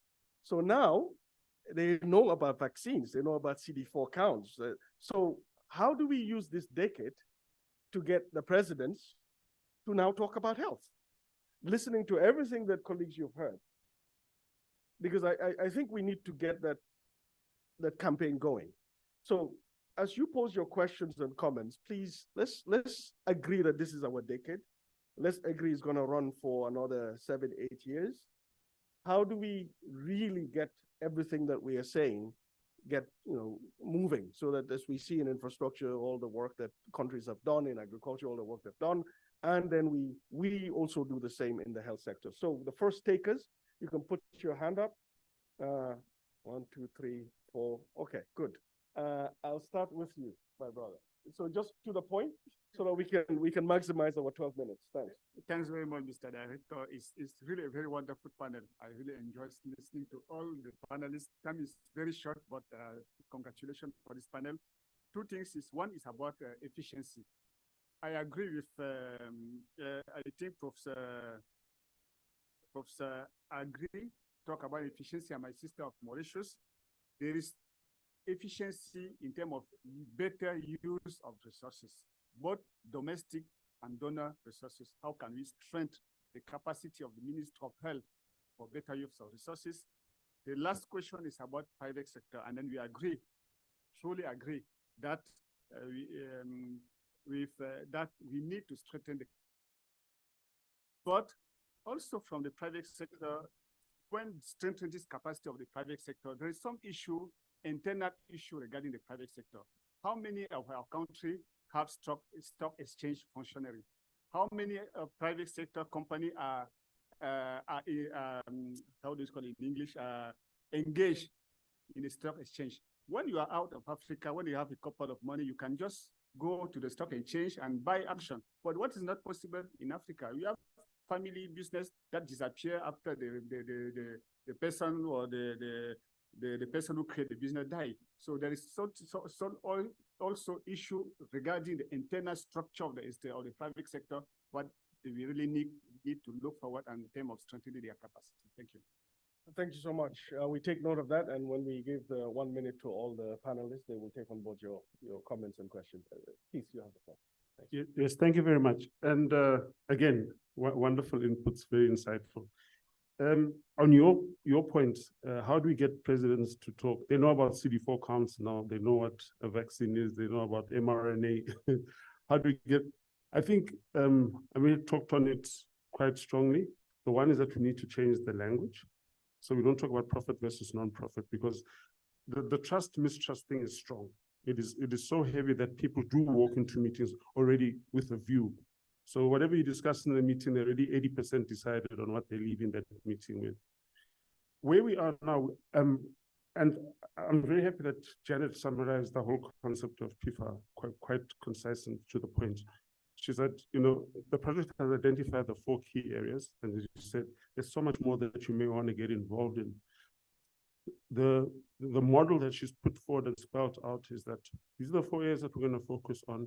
You articulated the importance of having a step beyond that says, how then do you now integrate all the other components that are looking for, what about me? Me too, what about me? And that's going to be sort of like the second step of how we make it a much more comprehensive program. But having said that, we are basing this on a couple of assumptions. And I'm not saying that we need to discuss them now, but these are things that as we embark going forward, we just need to think about and bear them in the back of our minds. The one is that we should not forget that to the private sector, knowledge is power. So when you keep saying must share information and so forth, the private sector is not going to give that out in a hurry. The competitive edge that I have in my business is what you don't know in yours. So we need to bear that in mind. The second thing is that I think we probably are being a bit harsh on our governments. When private sector businesses form themselves and put together their budgets, they're allowed to factor in contingencies, losses, unforeseens, and that's accepted from a corporate governance point of view. from a tax point of view. But when donors want to give to governments, they're not allowed that leeway to say that we will make a mistake, we may make a mistake, because they'll tend to put very stringent rules to say, we're going to give you money for this on condition that this and this and this is in place. But we allow it in the private sector to an extent to say, you know, they'll put a 25% just in case of losses, which they obviously, in many cases, say those are going to be losses as a result of poor policies coming out of government or the misinterpretation thereof.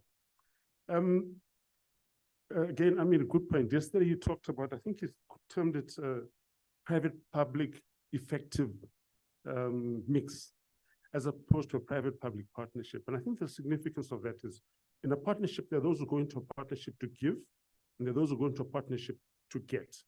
And at some point, we're going to need to understand, why are you part of this partnership? What is it that we can bring you into the partnership for, but understand why you're actually sitting with us around the table? So that's a very, very good enough. You raised that yesterday.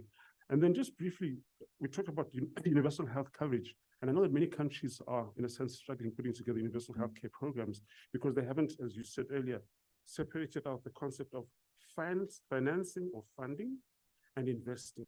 Investing can be either direct or indirect. And don't forget, investment is not necessarily investing being done by people in the healthcare space.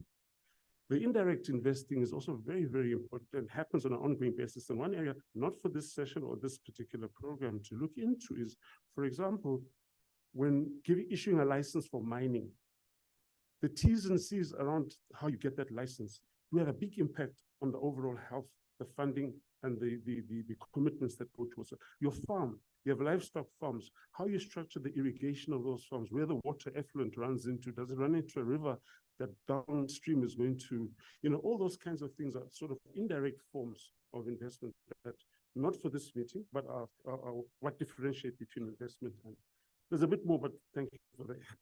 My brother, I have to go now. So thank you very much. I enjoyed the fire chat. I will be joining you later. Okay, Sure. I have Thank you to so go much. to Vienna now. Thank you, Dr. Ashford. Thank you. Thank you. Thank you so much. Thank you so much. Yes, Prof, please. Thank you very much. It's very useful panel. I have a term that is make me uncomfortable, which is implanted in all discussion and all program, which is medical tourism. Medical tourism mean one country is privileged, another country is not privileged and have a gap. So patients have to travel from that country to the other country. And our role is to close these gaps so each African citizen. I'm not talking about cosmetics or eye surgeries that can take one day, but serious disease like cancer, like heart disease, like brain stroke. It needs immediate intervention within hours, not days. To cure a stroke in the brain, you have to go to a case within 4 hours. Otherwise, it will leave a permanent damage. So if this mission is successful in 1 year or 5 or 10, there should be enough capacity in each country to allow African citizens to reach to an emergency case within few hours, not to try to travel to another country. Cancer treatment will take a month or 2. Nobody have the money or the time to travel for 1 month to another country, staying in a hotel and get treated. It has to be treated at home. So we should focus on building capacity in each and every city in Africa. Thank you very much. So much, and we completely agree. Thank you so much. Thank you so much. Tagwo, please. Well, thanks to our panelists for very interesting conversation.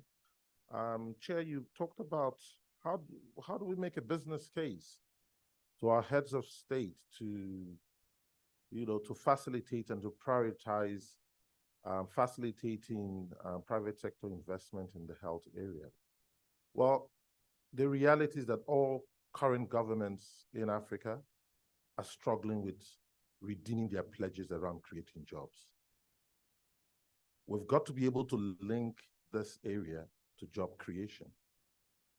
Africa's got perhaps the world's most youthful population, and this indeed is a very strong leverage point for Africa. Well, having listened to all the conversations that we've had over the past day or two, one thing that if the panelists could actually maybe elucidate more in this area, I'm talking about what are the opportunities for Africa in terms of what other natural resource do we have that can give us a leverage in terms of the manufacturing of medical supplies and equipment. There could be thousands of possibilities. There are cities in Europe that specialize, whether it's the materials for breast implants and so on. What materials do we have in Africa? This needs to be presented. This needs to be highlighted. What are our low-hanging fruits? Say, for instance, we produce a lot of copper in Zambia. What role does copper play in any of the medical supplies? We need to begin to close the gap in this area. And linked also to this, it's the same when in Kigali, there's the same, it's not about building new institutions, it's about ensuring that some of the initiatives and institutions that we have are actually working. Like for instance, the African Continental Free Trade Agreement has got a role to play here. Because we talk about medical tourism, you know, it would be better if people within Africa find solutions within the four walls of Africa, rather than taking those resources out to other countries.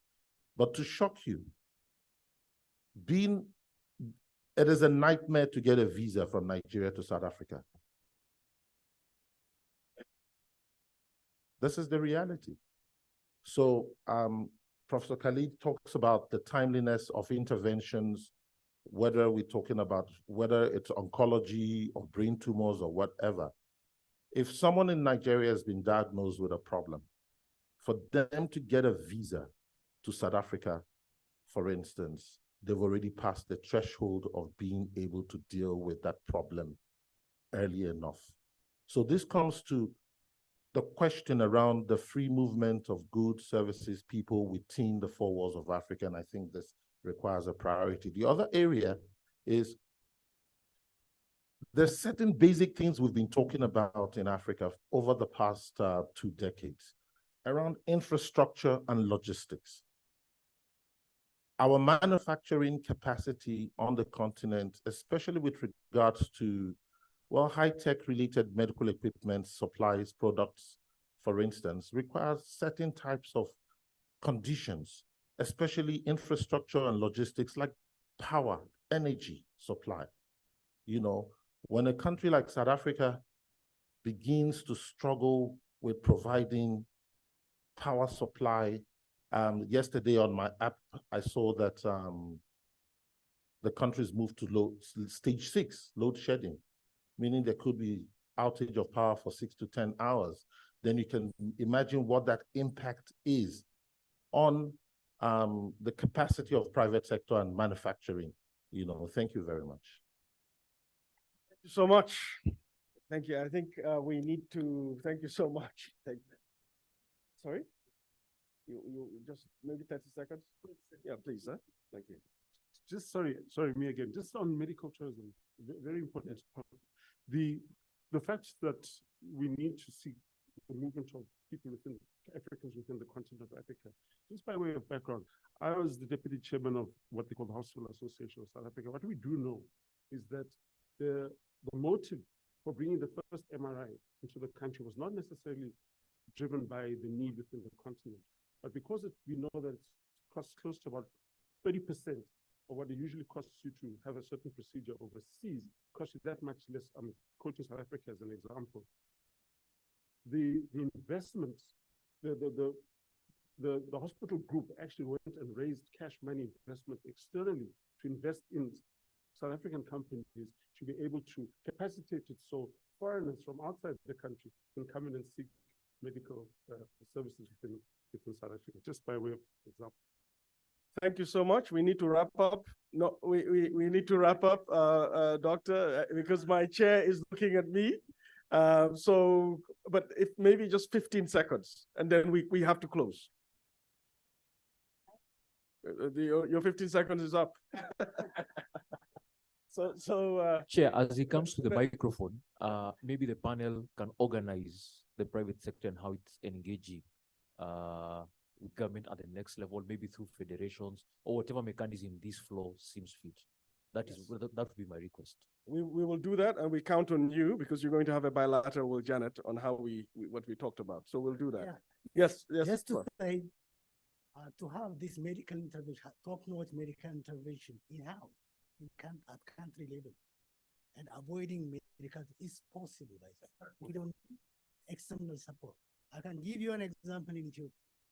Now the private sector is doing the top-notch cardiothoracic surgery, top-notch neurosurgery, cancer treatment, all diagnostic facilities. So now the number of people, almost no one is now going outside. And the mortality rate from these different facilities is almost nil. I'm telling you, I'm not exaggerating. So it's doable. It's happening now. In other countries, you can do it. There is in-house capacity, and also there are desks for coming to support. So there is ample resource in Africa. Thank you so much, Doctor. And on that note, I just wanted to say before I hand over to you, during COVID, my mother had to do a pacemaker. We couldn't fly her to South Africa because of the challenges of COVID and visa. So we got it done in Senegal, and it was successful. So it's possible. I'm just trying to say that Africa is moving. I think, Chair, we might just have to hand back over to our chair. We'll have to hand back over to our chair. Yes. Thank you so much, and we'll take it up during coffee. Let's take it up during coffee. But before you move as a chair, I have one clarification. I have all rights reserved. So, Amit, you talked about equity issue that we can do with the private sector.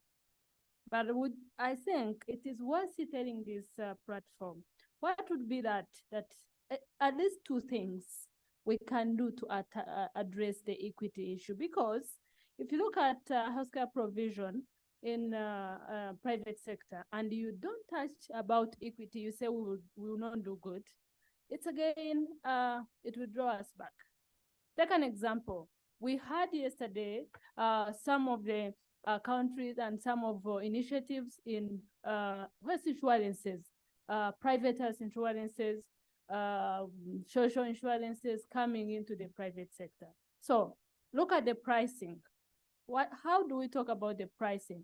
Who are these people to pay the medical bills? What is the co-payment? What is the actual out-of-pocket and the actual total private payment if someone has no insurance? So this is a critical issue if in our countries, if we don't address this. I just want to answer. I think you've raised a good point. I say we may not be as good as government in equity, and I stand by that. That I'm not saying we will not do it.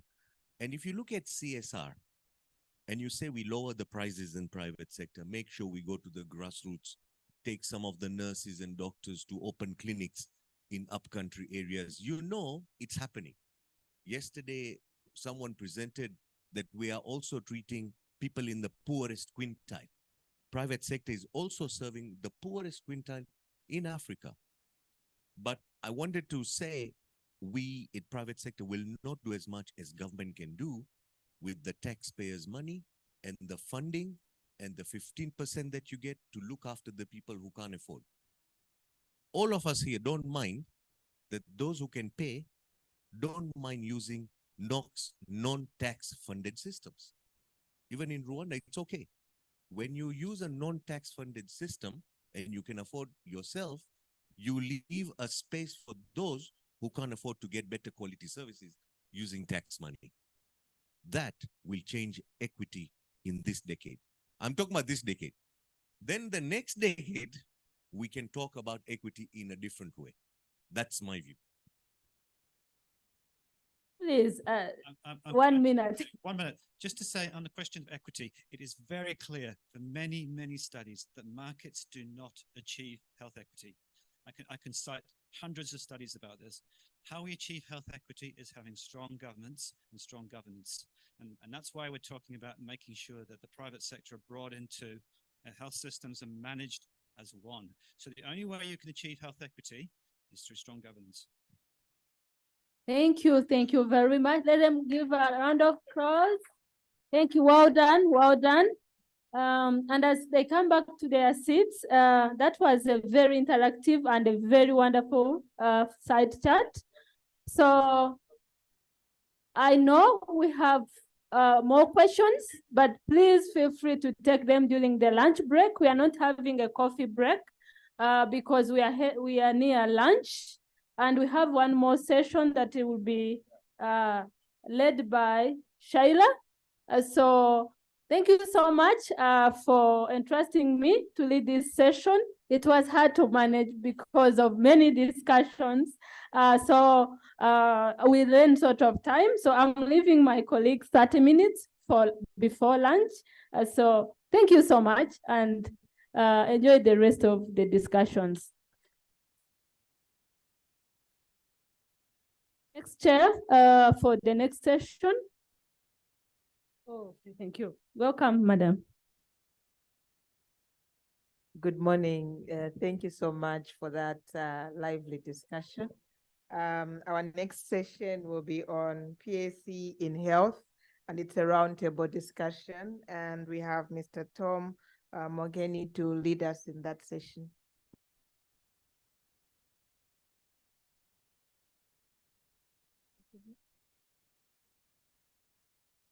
Okay.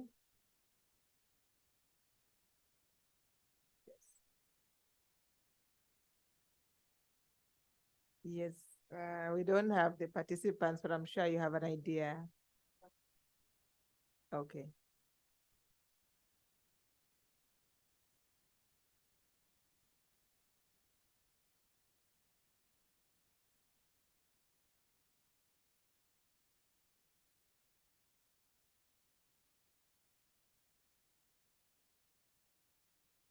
So as they're putting up just one slide, as it says in the program, is going to be a roundtable discussion. So my work here is, yes.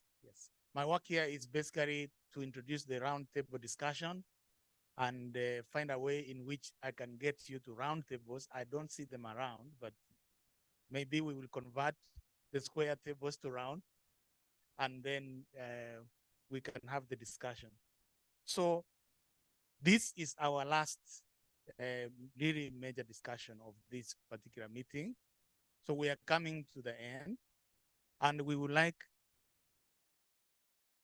messages we should leave here with. So this roundtable discussion is expected to us to get your recommendations on various issues that we have discussed, various thematic areas that we have discussed. One of the areas that we discussed was how do we accelerate implementation of ALM, especially with a focus on private sector engagement in health. The other discussed is how we strengthen the private engagement in health in terms of coordination and other issues that have come up, regulatory, the capacity that they are lacking and all that. Then we have also, so so the third one is the question about coordination of ALM going forward. And lastly, there is an issue that came up where we're talking about how do we learn from what we are doing. We are plowing ahead, but we also need to reflect and learn from what we are doing. How do we deliberately document what we are doing and learn from it and disseminate? Dr. Amita, you will remember in Nairobi, we had a lot of discussions. But if you ask, where is the documentation of what we discussed? It may not be there. It will still be in presentations, and you have to ask me for the report for you to know what we did. but we are not very good in documenting what is coming out of what we are doing. And I think we want to correct that so that we can have good knowledge, good data that can inform next discussions. So, and of course, there could be other issues that you want to bring on the table. I think we should have that leeway to bring them on the table. So what I want to ask is that those who will go to table 1, we will give you just 15 minutes, 15 to 20 minutes to talk about the recommendations that you want to give for 2024.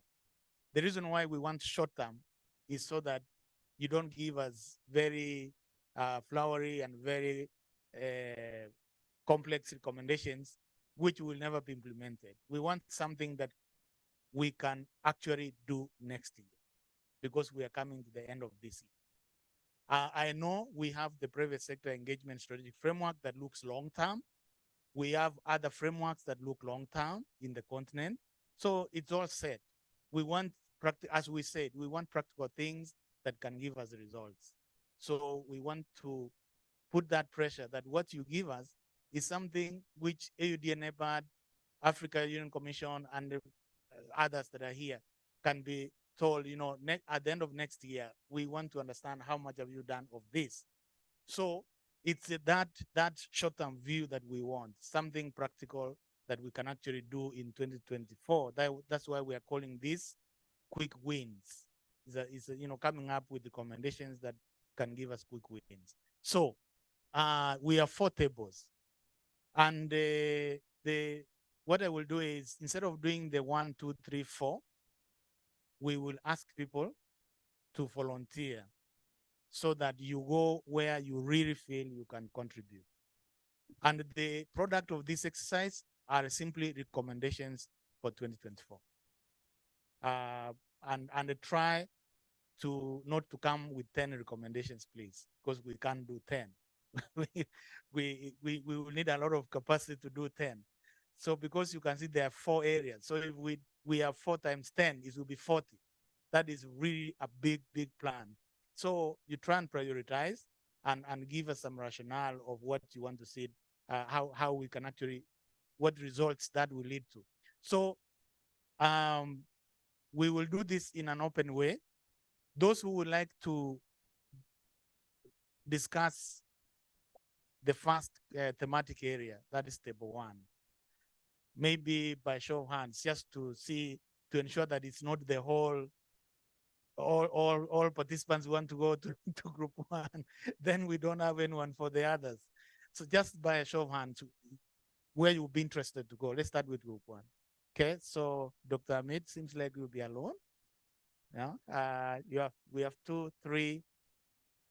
At least let's get 8 to 10, because otherwise, 4, 5. Okay, that's good, and 6. So, and of course, as we go on, if you want to change, you can still go back to group 1.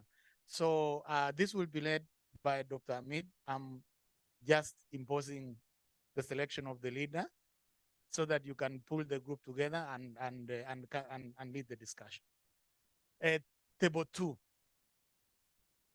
What priority actions do you recommend for strengthening the private sector in health in 2024? Looking at private government engagement platforms, investment climate, and other issues that are challenging today. Okay, she's number 1, 2, 3, 4, 5, 6. That's good. Okay, I hope I didn't forget anyone. Then number 3, what do you recommend for strengthening coordination of ALM in 2024 in relation to private sector? Remember, we have been saying that we need strong platforms for private sector to engage. How do we strengthen these engagements? How do we learn from those who are doing the engagement better than others? Things like that. So who wants to be in this one? Okay, team, 2, 3, 4, 3, 4, 5. Okay, that is good. 6 and 7. Okay. When you get to your group, you will decide the leader. This one, it's difficult to choose because I can see quite wide diversity here, which is really nice. The last one is something that I really like. No, I'm not going to be in any group, but the learning. I mean, how do we put in place mechanisms to harness the learning that is coming out of this process and document it and disseminate it? Who wants to be in that one? Giving us recommendations for that? Oh, you want to be in two? You want to change? Okay, 1, 2, 3. It means there are some people who have not joined any group. They will choose. Okay, so because we don't have round tables, let me say that table 1 will be this one. Table 4, table 4 can come there where you are. Oh, there's a room. Oh, okay, I didn't know. Which actually has round tables. Okay, okay. I think that is fine. So I understand there's a room next door and it actually has round table. So it fits the heading of this session. Please go there. Take not more than 30 minutes so that when you come back, we can then have your feedback. And when you get there, you can, so long as you choose the table, then you know all the members come there for each of the numbers of the groups. Yeah. 30, yes, 30 minutes. And this what is on the slide, we have also printed. So I hope that you have this in hard copy. All of them are going all the groups we did. Table 2 is remaining chair. Yes. Is it fine for table 2 to remain here? Or you want Okay. all of us to go to I the round understand table this has been set there. for something else? So Oh, the tables have been set. yes, Okay. yes.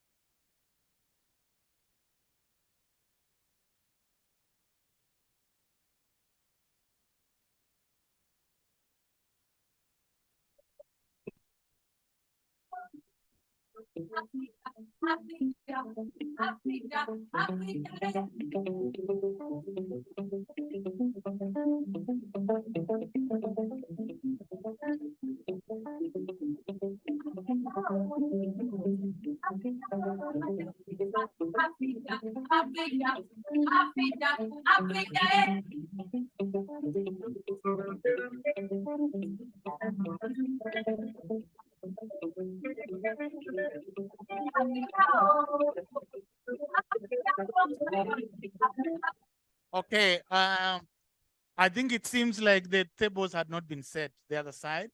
So let's utilize the ones we have here. So, so group 4, you can still be there. Group 2, you want to be here. Yes. So group 1, you meet this side where there's team and prof and others. Then group 3, kindly you can meet this side so that group 4 is there. Group 1 is there.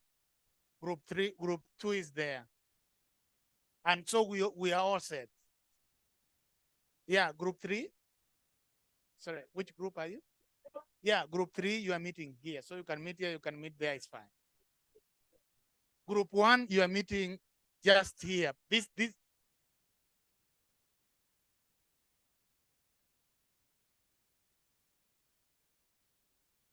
I'm getting confused. Is that group 1? Eh. Hang on. Are you group 1? Sorry about that. I mean, we are winging it as we go on. Yes, so yes, 3, 4 is enough.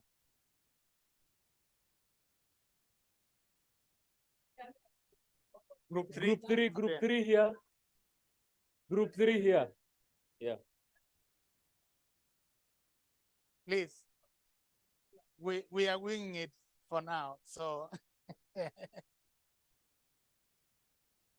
yes. Where are you, Sheena? Where I'm gonna ask people. So we seem to have an imbalance. Group 3, they are just 3 people. Can others? Oh, okay. So if you would like to join group 3, that would be good for the balance. Okay. Okay, you have 2 more people joining you. Now you have more. It's fine. Yes.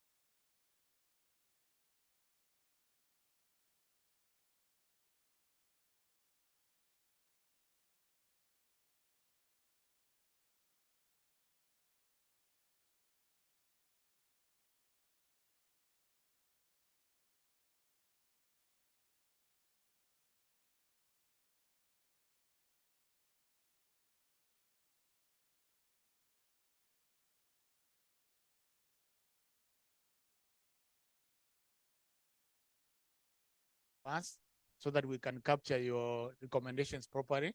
But you will present from where you are so that we can find out what you're recommending. We are still waiting for group 1.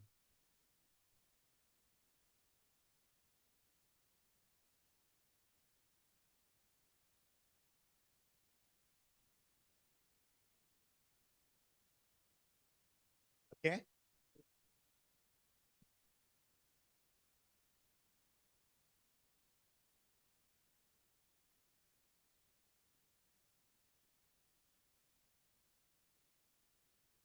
Do we start?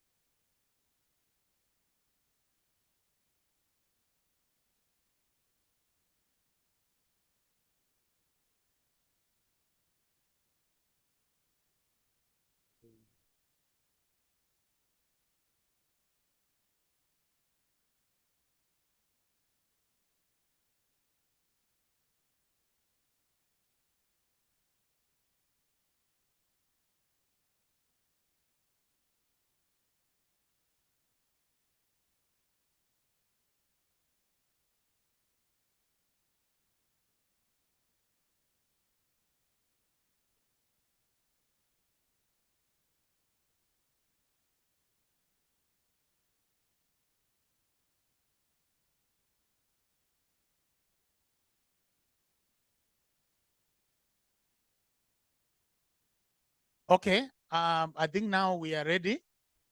Let's hear from group 1. Who is representing group 1? Okay.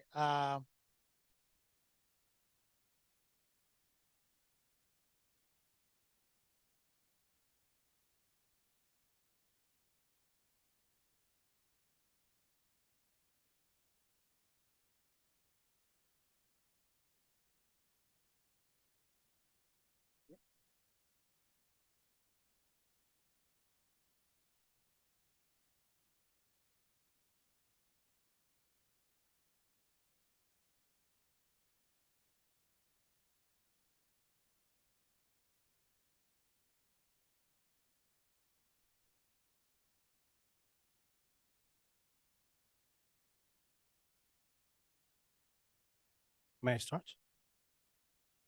Okay, thank you very much. This is the outcome of the discussions we had in group 1. The question was around what priority actions do you recommend accelerating the domestic and accelerating and domesticating ALM implementation. Under there, we tried to look into what are the challenges in implementing ALM. How do we maintain momentum in countries already undertaking national dialogues? And third, how do we scale up implementation in all AU member states? For the first bullet point of what challenges, we have summarized 3 challenges, but we discussed the broader challenges, but at the end, we summarized them into 3. The first one is ALM coordinating committee should be strengthened. And also we should also know who are the members of this committee and also who is participating from which organization or stakeholder or AU agency. So there was also identified there are different constituencies which are also at different levels of understanding of ALM. So that is with also the African Union agencies as well. Sometimes we have also mentioned about the Africa, AIDS Watch Africa, IUDA, NAPAD, AUC and such. So there are different understandings at different levels, and we need also to have a common understanding there. We also need to have technical people to be part of this coordinating committee, so they will help also to kind of assist and bring clarity. The other one is clarity of role and responsibilities, again, among AU agencies again. The first one is understanding, but this one is of responsibilities and role, so to avoid duplication. So sometimes we also often hear these kinds of duplications in agencies.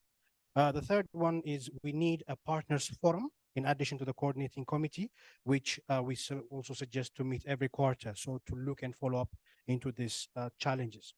The second one was how do we maintain momentum in country already undertaking national dialogue. The first one is to prepare work plan with regional economic communities, AUDA, EPAD, African Union, and its agencies, and also to see how commitments are implemented. The second one was to have a monitoring and evaluation framework that includes or brings everyone on board. So we have an inclusive monitoring and evaluation framework. The other one is we need to have case studies or document best practices. So we promote peer learning among African member states and also to scale up implementation of ALM. The other one is we need also to define and appoint in-country leaders that coordinate with ALM organs and mechanisms. So we need in-country leaders that can assist this process. The third one is how do we scale ALM implementation in all AU member states? This one was one recommendation that we had. We need to organize a continental high-level ALM dialogue by 2025, led by His Excellency Paul Kagame, President of the Republic of Rwanda. And here we also discussed about we only see few regions which are very active in the ALM conversations, and we need also to bring other regional economic communities on board. And until 2025, we have that window to achieve that. Thank you very much. Any addition from the group is welcome. I think extremely very good recommendations that could really take us forward, especially if we can implement them.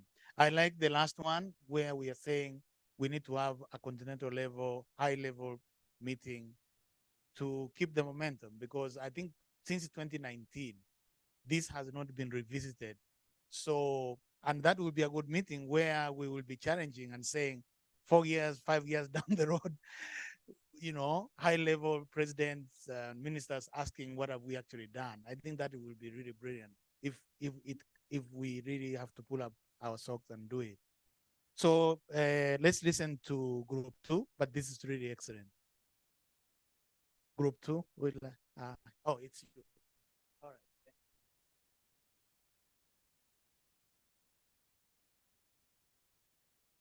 Thanks, Chair. The time was short, though, I must say, but we did the best that we could do. So Group 2 had to deliberate on what priority actions do we recommend for strengthening the private sector in health for 2024. So we split our recommendations into 3 areas. Firstly, the interventions that are prescribed for government, and then for private sector, and then for the DFI and the banking fraternity. Firstly, with respect to governments, we put forward the number of recommendations. Firstly, for government to provide an enabling environment in terms of policy, legislation, regulation, etc., for investments, including in terms of risk mitigation for investors. Also providing requisite infrastructure and logistics, including good roads networks, energy, electricity provision, etc., that are pertinent for manufacturing activities, etc. We also thought that it was really imperative for government to put in place long-term integrated national sector-specific strategies for the health sector, and the involvement, which includes the involvement of the private sector. And we felt in this regard that those long-term sector-specific strategies for the health sector should not change with each incoming minister, because that was one of the areas we found, to be within a political environment that each new minister starts on his own or her own programs and strategies. We also felt that government could provide good incentive programs for investment in health, e.g., providing land, tax breaks, subsidies, interest rates, etc., in a climate that support the long-term growth of the country and the health sector. Many a times, some of these incentives are marred by corruption and nepotism and so on, and at the end of the day defeats the aim for which they were intended for. We felt also that opportunities for public-private sector dialogues should be fostered, and in this regard, we encourage public-private partnerships and joint initiatives. There was a very interesting case study around how insurance providers, both within between those provided by the social health insurance and private insurance, how they work side by side in Kenya, and we thought that model could easily be replicated across board. Also, we encouraged or recommend affirmative action in procurement to support local suppliers and facilities. In this regard, also, we recommend to avoid crowded investments and for government not to perhaps be directly in competition with, with the private sector, with private sector-led initiatives, but to work in a kind of like supportive ecosystem. Then we looked at the private sector. Firstly, we believe that private sector should comply with legislation, regulations, and policies. And one of the areas that we recommended for the private sector would include responsible private sector investment. So it's not just all about money, especially when we talk about the health sector, but what we call the triple Ps: profit, planet, and people. And we felt that that kind of ecosystem, business operating in the health sector, investing in the health sector with that sort of mindset would be the way to, to create win-wins for all stakeholders concerned.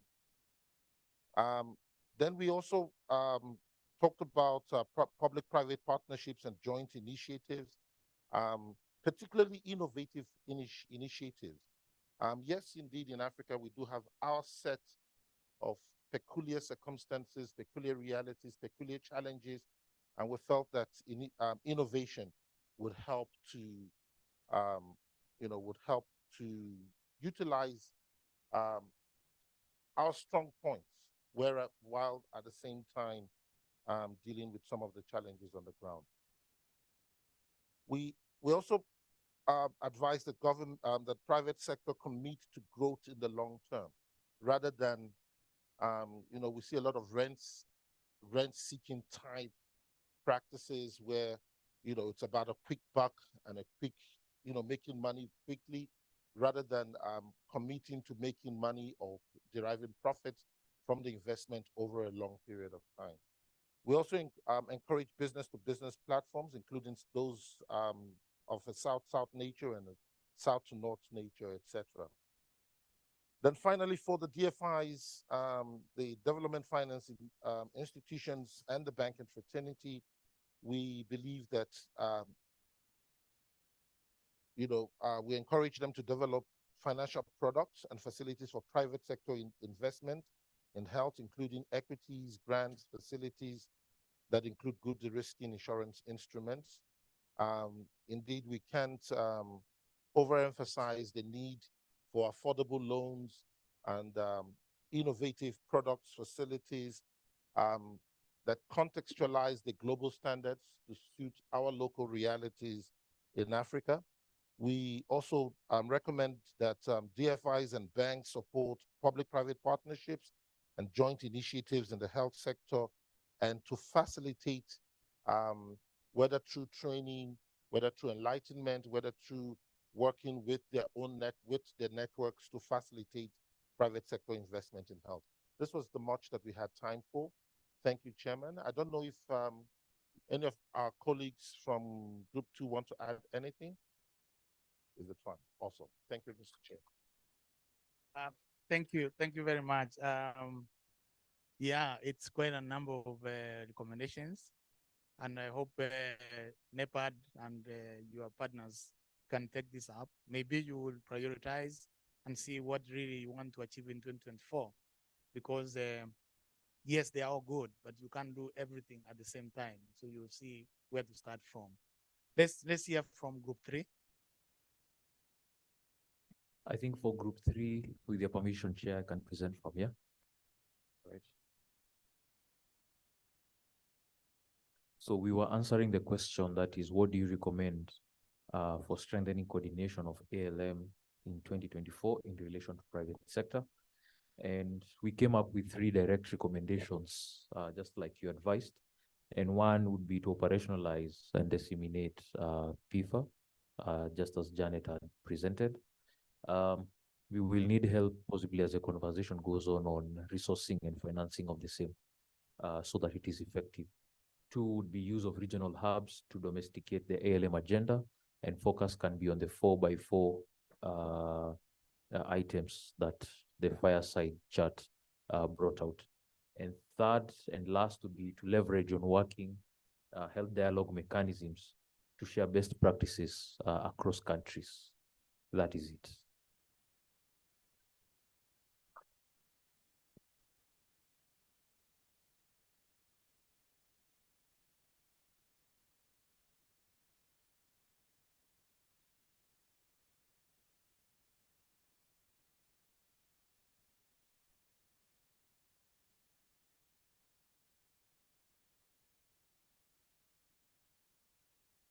Okay, I think now it's working.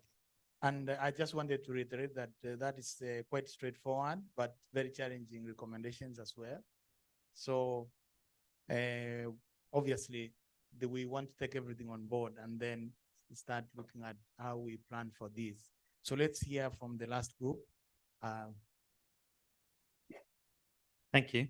So our group was tasked with describing how the learnings in the ALM can be documented and disseminated. And we thought this is very important because we heard across the room that there are many misconceptions or miscommunication about this agenda, and also some very important meetings coming along where you're going to have to advocate for strengthening this work. Particularly, there was a mention of the meeting in Washington. So the first thing we thought we needed to do was we noticed that there seemed to be some things going on, but they tended to be very opportunistic when it came to recording what was going on with the program and communicating about it. So we thought that we needed to move to a more systematic approach, and that there needed to be a strategy document for this. It doesn't have to be too complicated, just to describe who your key stakeholders are, your key audiences, and how you want to reach them, the key messages that you want to get to them. And some ideas that we had for kind of immediate things. We thought perhaps we could have some country stories produced. So to learn from the country lessons that we've been hearing about. That's very easy to do, or either videos or short blogs. And we also thought that there's an opportunity to do some op-eds from the leaders in the leadership, just to get some key messages out there from the leaders about the work. We thought that there needed to be a dissemination strategy, so you could actually identify all the upcoming events and opportunities for recording what's going on, and get somebody to write it up or produce it into some very nice formats like podcasts and videos and so forth, which you can disseminate. We thought that there was some opportunities through the national dialogue processes that are coming through.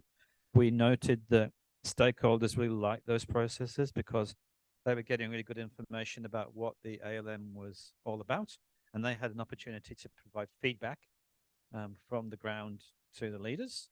We thought that was very important. We need to amplify that. We thought that there needed to be a series of dedicated communication products sent to all member states. And again, this isn't something that's that complicated. It doesn't have to be fancy and expensive. We thought there needed to be perhaps some focal points within Ministries of Health and Ministries of Finance with each member states to help with this dissemination of information. And we really did see it as a two-way process, not just a top-down process of communicating about the program, but also learning from countries' needs and demands. And then last, there was a discussion about the importance of the work that Global Fund and WHO have been doing on things like the Health Financing Progress Matrix, but also I guess now with our work on the governance progress model that we're producing, there are a lot of opportunities to bring together lessons from the use of those tools and how they are supporting the ALM agenda. Thank you.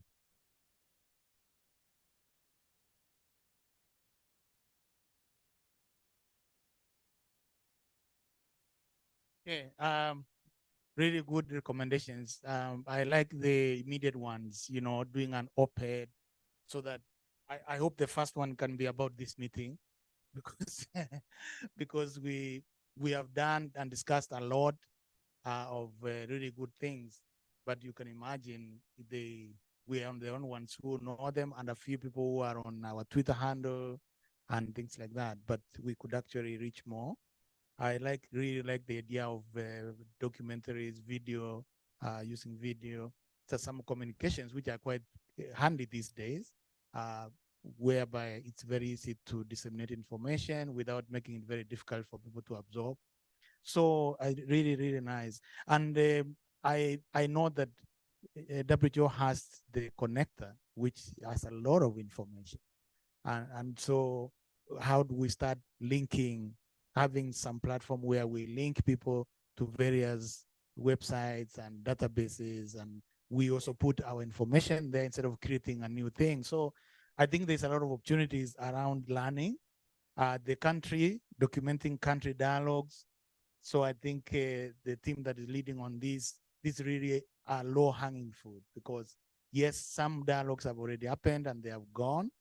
Maybe you can revisit documentation, but the ones you are going to do next, you can actually integrate documentation into the process. I think that's something you can easily help with your colleagues because you are the only ones who know what you've done in the dialogue, but more people need to know. So I think this is really a good area. And the more you talk about what you're doing, the more you give ALM momentum, the more you win more countries to support ALM. So it's a good area. So what I could say is the recommendations, the 4 areas, you can, I don't know that you have my email or Norman's email or any of our emails, Nonku, any of us, please just send to us so that we can have a record of what you've presented, and then we can write it into the report so that, and eventually into the plan so that they don't get lost. So is there anyone who doesn't have our emails of the, I think you all have, please, if you can do it right now so that you don't forget, that will be really nice. I think Tim, you have, I think you have, David, I think you have, and who has presented? I think you also have, please, just send us now. Okay, so I would now like to return this session to the chair, and thank you very much for giving us time.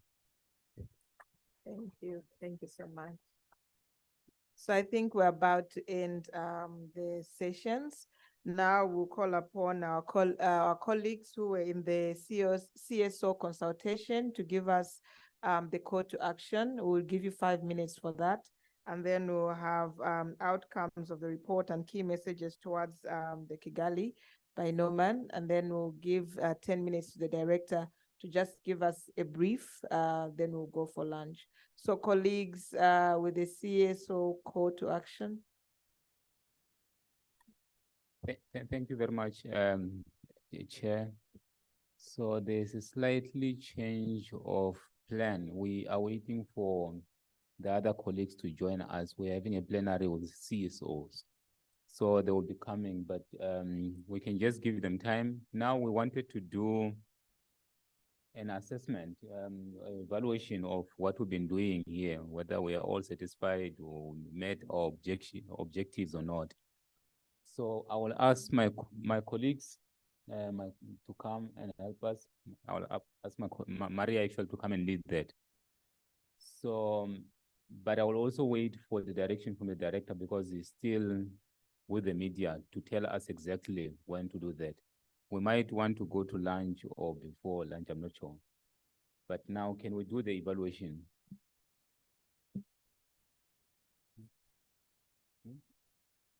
Yeah, Metimeter, something like that.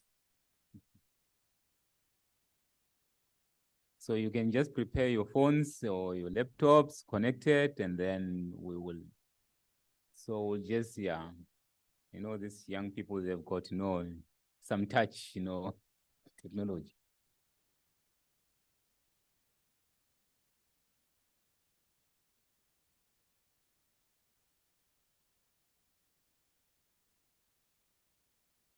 Okay, so how long will the evaluation take? Because then maybe we can do the evaluation, go for lunch and come back, because we're supposed to be back, I think, briefly at 2 as well. So we could maybe go for lunch to allow the other people to come back after the evaluation. I think they are already entering, the colleagues. She's ready. I think she's just waiting for the IT, IT.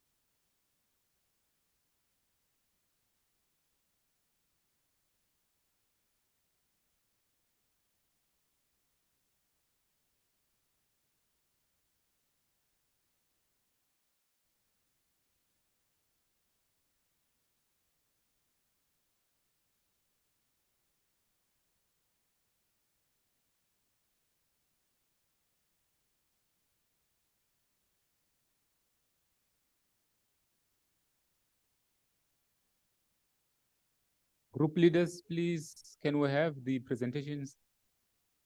Can you please share your presentation with us? The recommendations. The roundtable recommendations, can we have them? We want to use it for the outcome as well. The sooner, the better.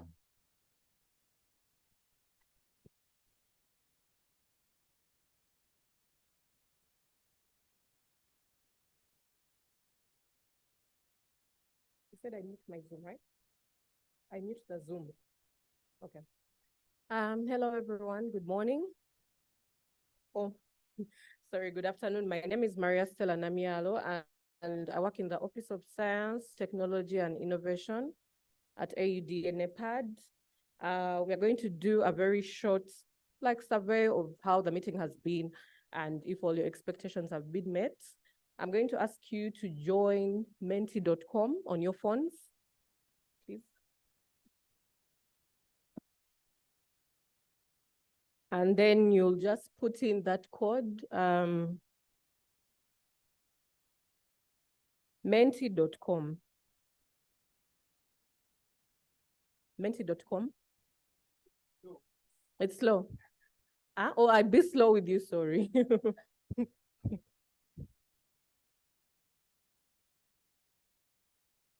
And the code is 6815 6896. 6896. It's 6815 6815 6896. Are we all connected, please? Don't yet? Okay. Okay, so if you're connected, click on the like button, the submit button.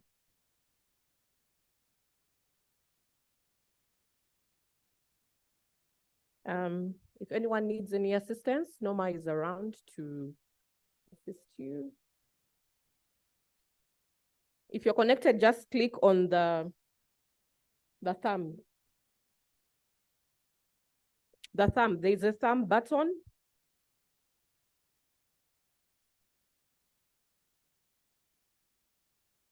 So I can see someone is saying woohoo, so that's nice. Oh, thank you. So I think we're having people connecting.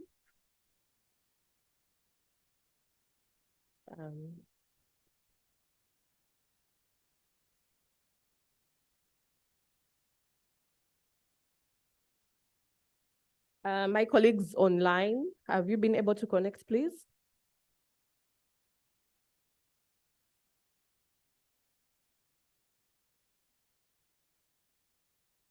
Should we continue? Dr. Angeline, are you connected? Huh? The code is 6815 6896. Okay.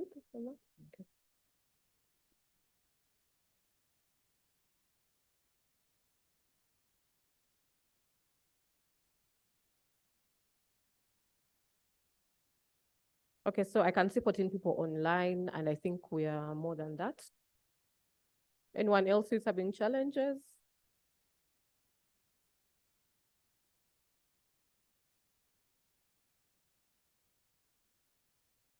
Six eight 15 6896.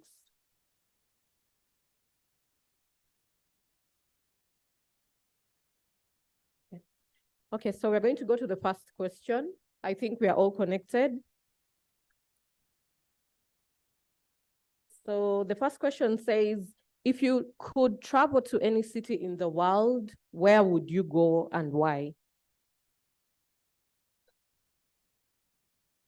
So you put in your response, and then we'll be seeing the responses here.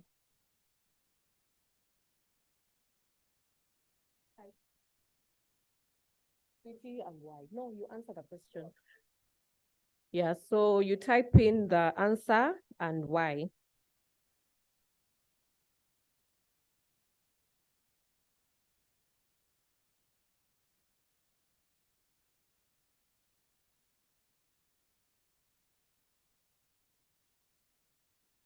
So I can see Geneva, scenic and beautiful. We have Tokyo, Japan, because it's so different than what I'm used to. Someone wants to go to Kampala because it's the party city of Africa. Someone else wants to go to Lusaka. I'm seeing very many. There's Lilongwe because it's peaceful and nice. We have Addis Ababa, home sweet home. I see someone wants to go to Rome because of the food. Would I say the pizza? I see. Oh, yes, I'm seeing Cameroon to meet His Excellency Paul Biya. Okay. Oh, okay. Someone is telling me he doesn't stay in Cameroon, but we'll confirm that. Okay, I think we can go to the next question. Was your stay with us comfortable? Yes, in the conference, at the hotel. Did we meet your expectations? So far, yes is winning. I hope we don't get a no, but no rigging the election. So yes, no, I'm not rigging any election. Okay, so I'll go to the next question. Were your expectations around the discussion met?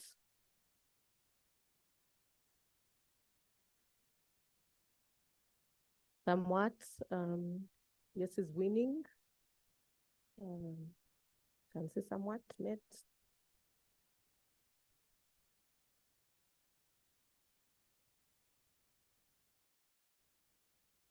And then the final question, if you could describe this meeting in one word, what would it be?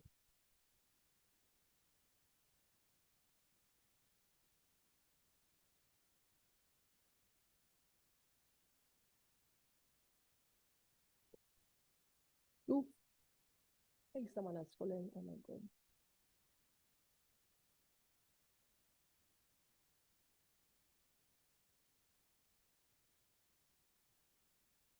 Successful. We can see the meeting was successful. It was very inspiring.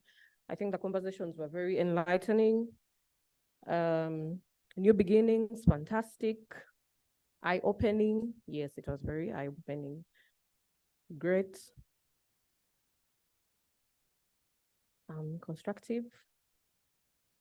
A deepened understanding. Okay.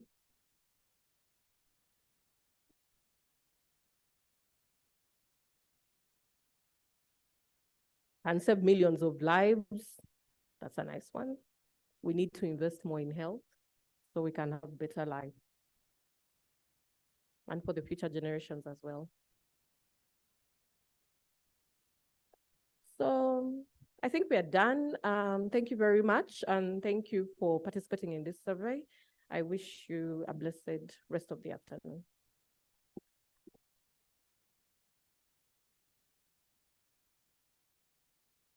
All right, so do we have our colleagues from the CSO meeting ready? Okay, so we are waiting for the call to action. You have 5 minutes to present it to us.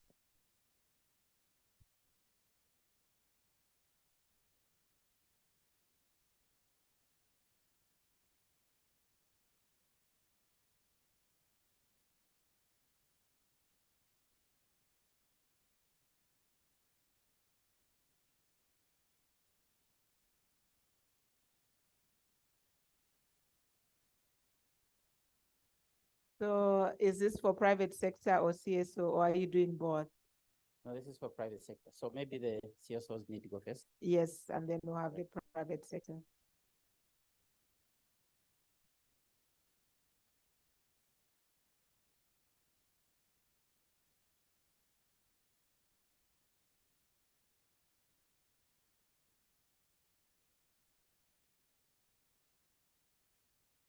Good afternoon, ladies, gentlemen, and others. My name is Didian Moreko from the International Community of Women Living with HIV in Eastern Africa, based in Uganda. I'm here to present the key discussions that we had as civil society organizations, key and vulnerable populations, and people affected and infected with HIV. I would like to, first of all, thank you for the opportunity. Say thank you for allowing us to be here with you, but importantly, for this joint meeting that we've had. We had one yesterday morning and today, and I can say that this is what we have discussed all along, that we need to work together in partnership and collaboration. So the journey we are taking, we can see it and we can see where we are going as we work towards ending AIDS by 2030, particularly in Africa. So the other side where we were representing over 40 countries, and we were civil society, people living with HIV, care and vulnerable populations, women, girls, and we were all in our diversity. We deliberated for 3 days, but this followed a survey that we did where over 40 countries participated. And we were here to consult each other, to deliberate and to agree on how we inform the February 2024 summit, but importantly, how we take that forward in terms of actions that we do, advocacy that we undertake, accountability to hold our governments and partners accountable after the Kigali summit. And we've come up with a call to action that we shall be giving you highlights about. As we deliberated, colleagues from the private sector, we had key messages that kept coming, and I would like to share that. That one, we took note that it is important as Africa that populations that are left behind, populations that are most affected and impacted by HIV are prioritized moving forward. And we did mention adolescent girls and young women. We mentioned children. We mentioned people living with HIV aging. And importantly, we talked about immigrants and key populations. We discussed and took note that prevention is going to be very, very, very key for Africa if we must end AIDS by 2030. We talked about the key emerging issues. We talked so much about non-communicable diseases that are taking a center stage in Africa. In relation to why we were here, we talked about HIV health financing as a key important aspect that we must reflect on, but also take forward. We were very strong in discussing and talking about the role of private sector in terms of innovation, in terms of technologies, in terms of health HIV financing, and in terms of partnership, particularly with communities. We talked about Africa with a young generation, a young population, but importantly, we say that the future of the global business is in Africa, but importantly, it can only happen if we have a healthy population. And lastly, but not least, we talked about the role of communities in framing the language as we get into discussions around sustainability, around financing by African governments and populations. Agreed on key points that we take forward in our call to we get to Kigali. So we've agreed and we recognize the commitments that have been made. We looked at all the commitments starting from Abuja Declaration. We appreciated that there's a lot of efforts that have been made by our governments, by Africa, African Union, our regional blocs, ourselves, and the private sector. And we reaffirmed that we are committed as civil society, as communities affected and impacted, to continue in partnership and collaboration, to work together, to provide what we have in common, to bring our experience and expertise to make sure that we end AIDS by 2030. Importantly, we also mentioned that we strongly urge our governments, international partners, ourselves, to make sure that our commitments are put into action. And few of the things that we shall take to Kigali are that we would like our governments to reaffirm their commitment to establishing regional health financing hubs, to pool resources, procure and manufacture in the African region.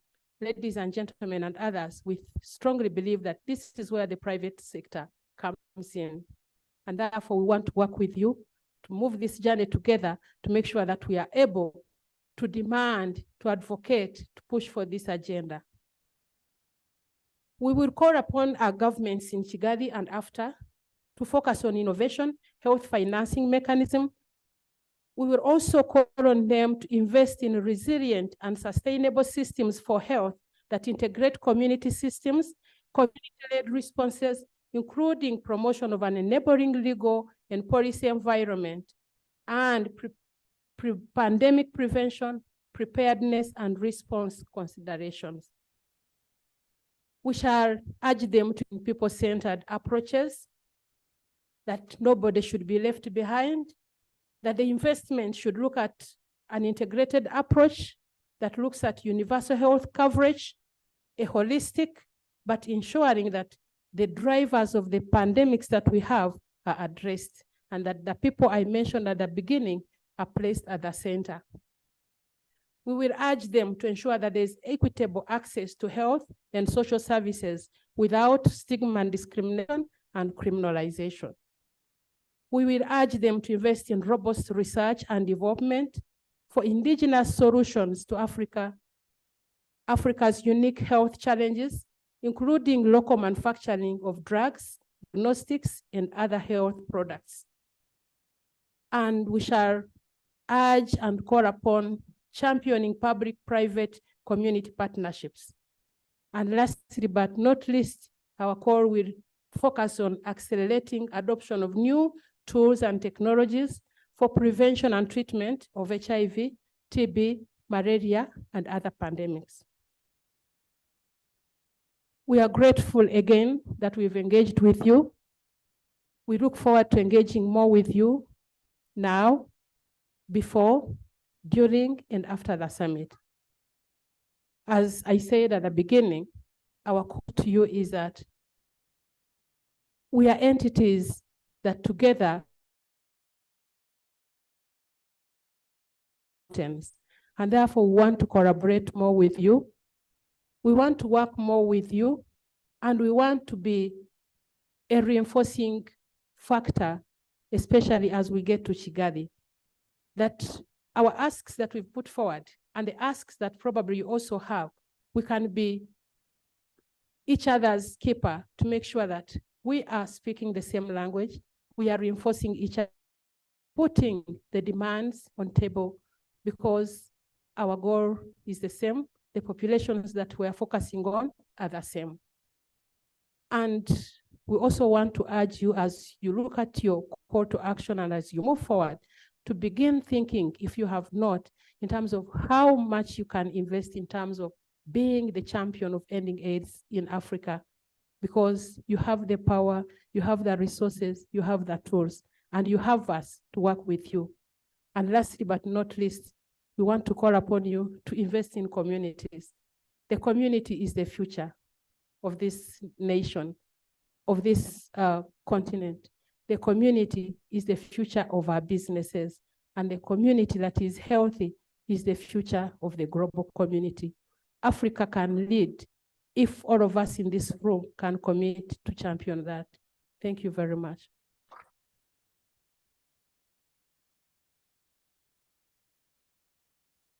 Thank you. Thank you so much for that elaborative call to action. And indeed, collaboration is the main key that we want to work towards.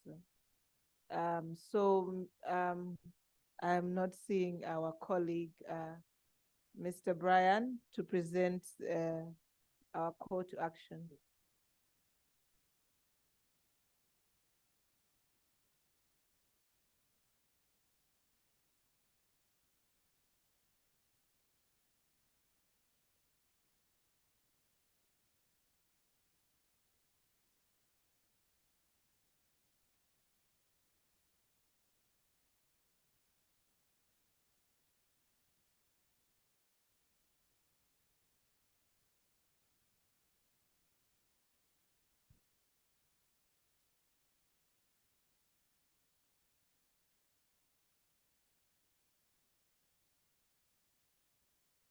Thank you, Chair.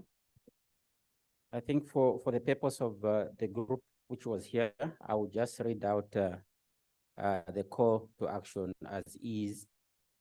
And I think we are calling it draft because I think we are still collecting input, and I think it will evolve over time. So my name is Brian Ngandu. I work for the African Union Development Agency, and I'm going to read out the call for action on strengthening coordination and accelerating implementation of OLM with a focus on private sector engagement in health and health.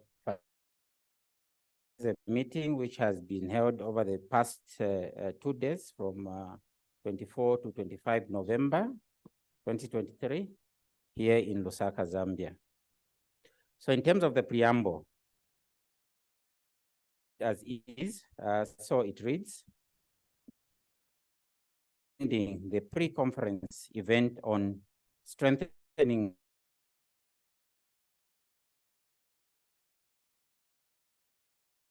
management in health and health financing are deeply committed to advancing the health agenda in Africa. With the coming Kigali High-Level Financing Conference in February 2024, under the theme, Sustaining the HIV Response Through Financing and Investing in the health system for improved health security on the continent. We recognize the agency and significance of our role in shaping the future of healthcare financing in Africa to achieve universal health coverage.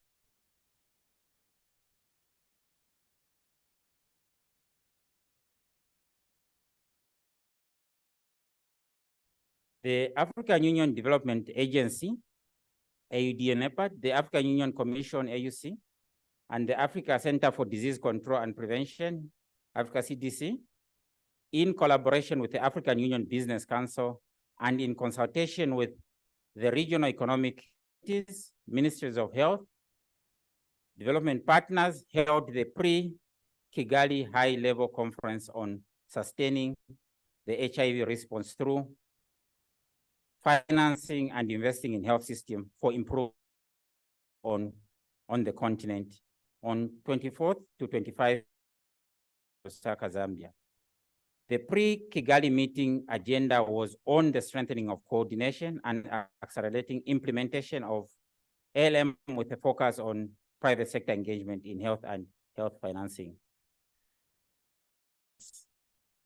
Reiterated their commitment to Addis Ababa, commitments towards shared responsibility, health financing declaration, and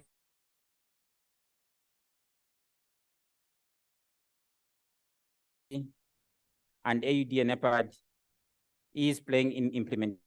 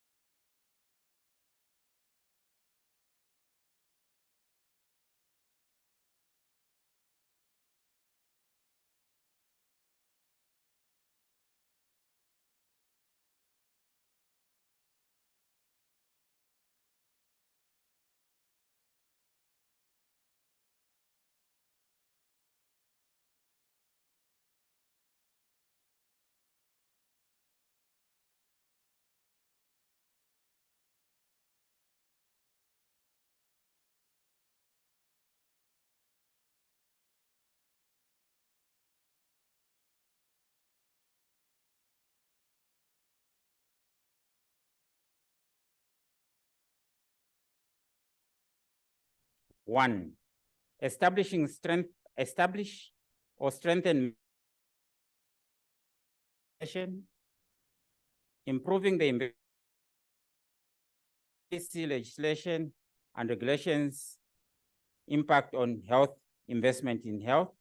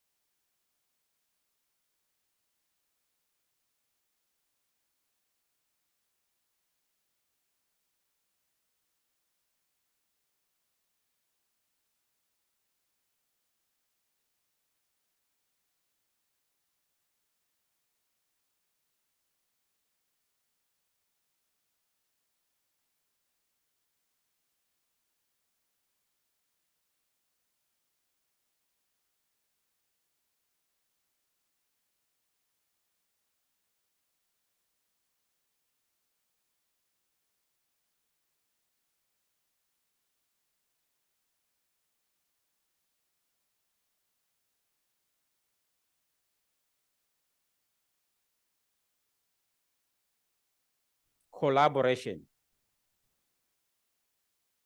with pivotal stakeholders, including regional economic communities, the African Union Commission, Africa CDC, development partners, the private sector, and civil society. Together, we work hand in hand to achieve our health financing objectives. 1.2, enhancing governance of health financing reform.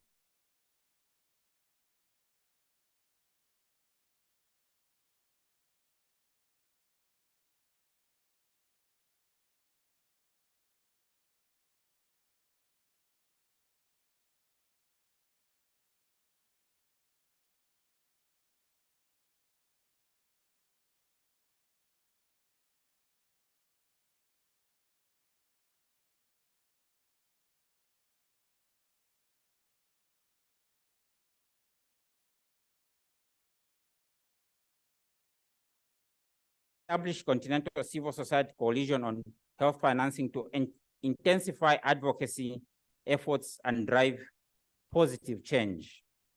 2.2, supporting national health financing dialogues. We will provide technical and financial support for national health financing dialogues in member states. We aim to bolster their capacity to mobilize for health financing strategies. We will also support the establishment of a stakeholder committee within and at member states, sorry, within the member states and REX level to support domestication of ALM. 2.3, institutionalizing private sector engagement.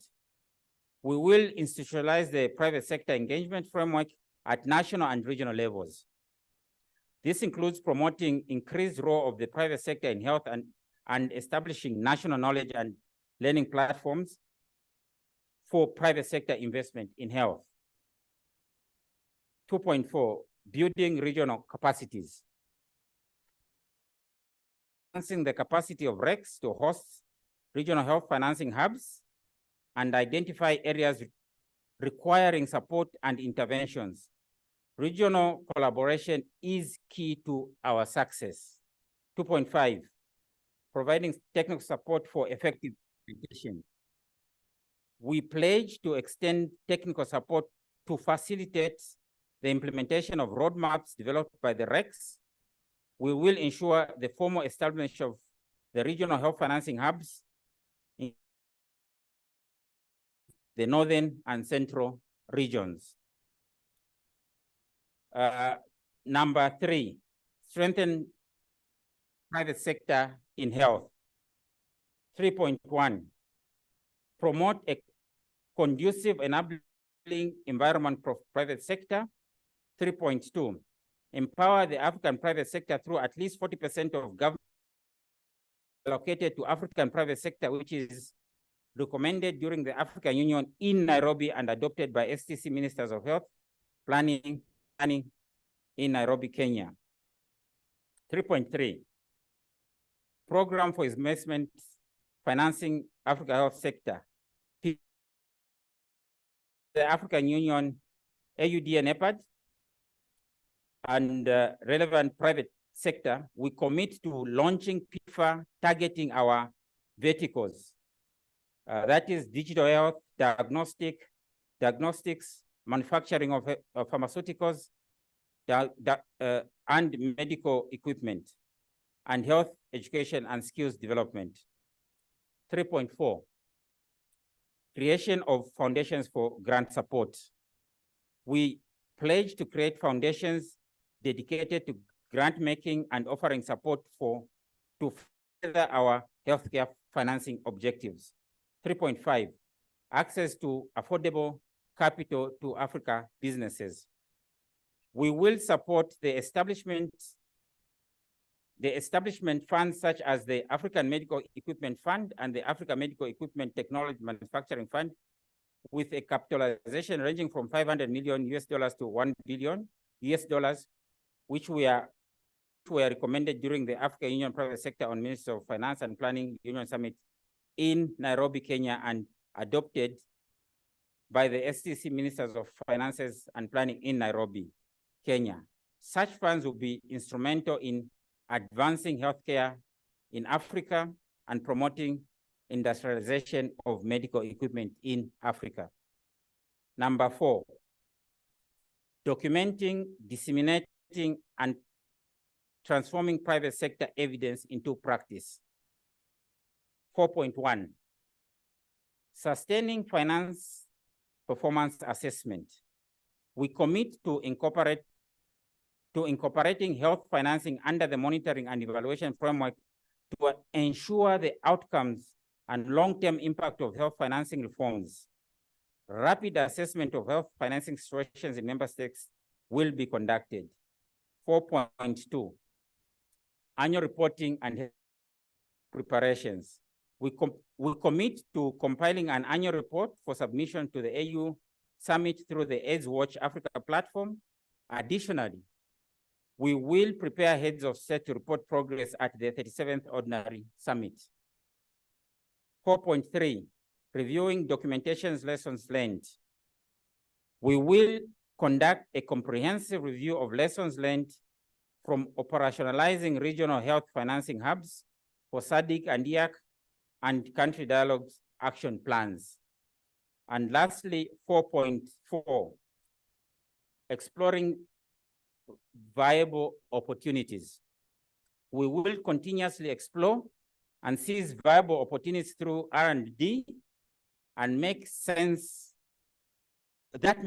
for Africa businesses, ensuring sustainable growth and development in the health sector. 40% of government procurement should be from African private sector. And lastly, the core says we resolve to move beyond planning and dialogues, translating our collective efforts into tangible results. Together, we will make significant strides towards a healthier and more prosperous Africa, ensuring healthcare financing becomes a reality for our people. Our commitment is unwavering, and our actions will drive positive change on the continent. Thank you, Chair. I submit.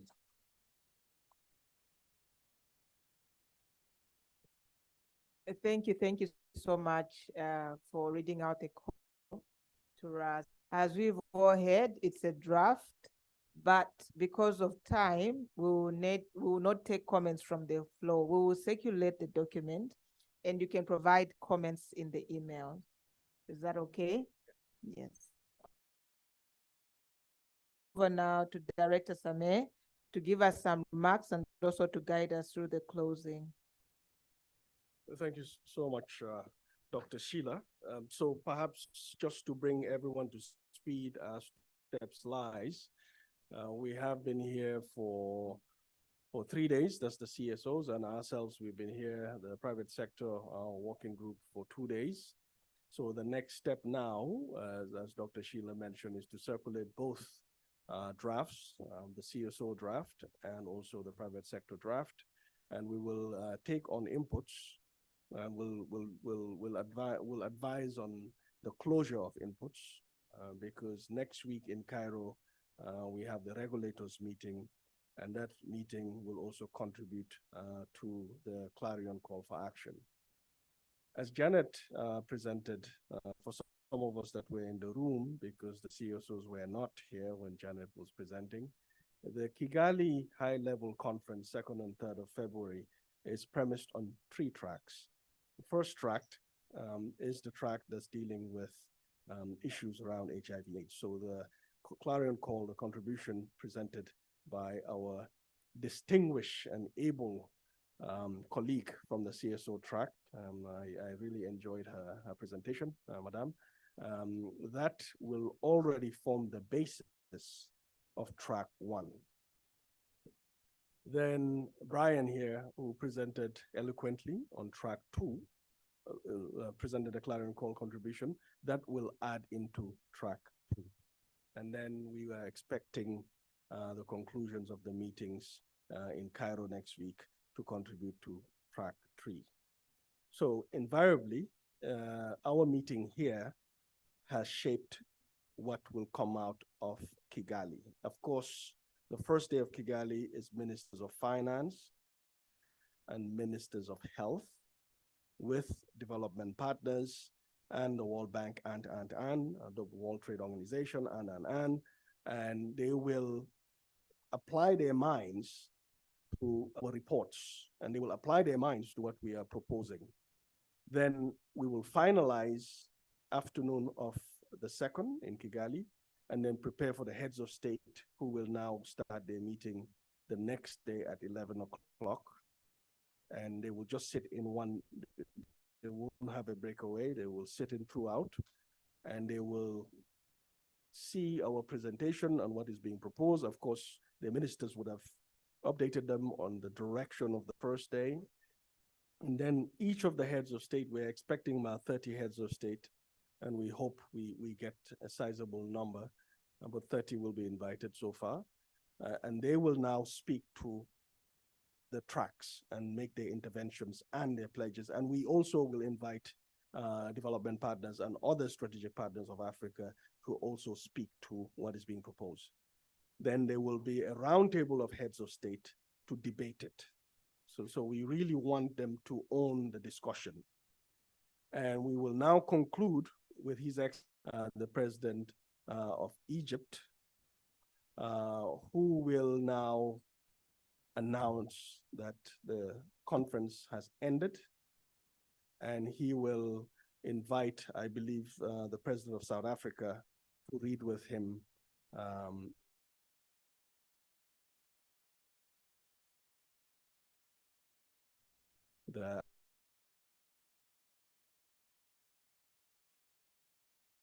His Excellency Paul Kagame, but the current chair of the NEPAD Heads of State and Government Orientation Committee is His Excellency President El-Sisi.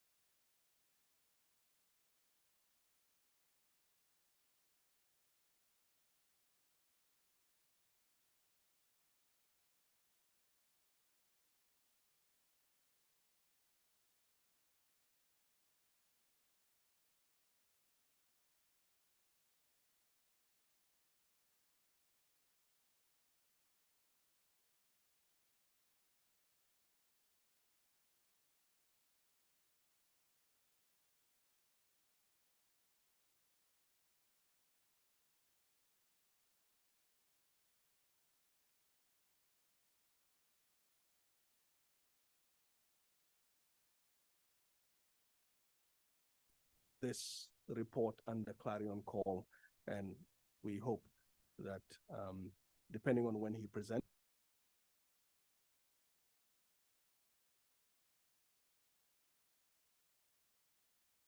whether it's Comoros or the new chair, but it will be, we have no doubt in our minds that it will be adopted. And if it's adopted, then of course we all get to work. And that's where all the work we've been doing now, as my old colleague Martin Baulier used to say, that's when the rubber hits the road. So that's when we now assemble ourselves and start unpacking track 1, 2, and 3, and using the ALM and seeing how we get more countries signed on to the ALM and how we support the countries that are ready for investments and financing. So there's a lot of work ahead, and I think for some of us that we've somehow invariably or not agreed that this is the decade, but it is the decade, because I think if that Clarion Call is adopted, then we have so much work to do ahead. So I think on that note, I actually have done my closing statement, so I'll save time, and then I hand over back to you, Chair. Thank you so much.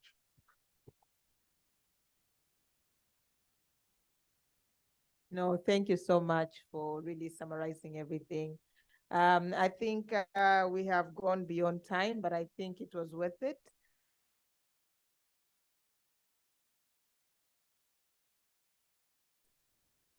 Oh, okay. Yes. So 1 minute statements, I guess. So I'll follow the agenda. We'll have myself, then the AUBC speak, UNAIDS, and so from me, it's thank you so much. It is good to see how we are progressing with the ALM. It's been a good journey, and just to see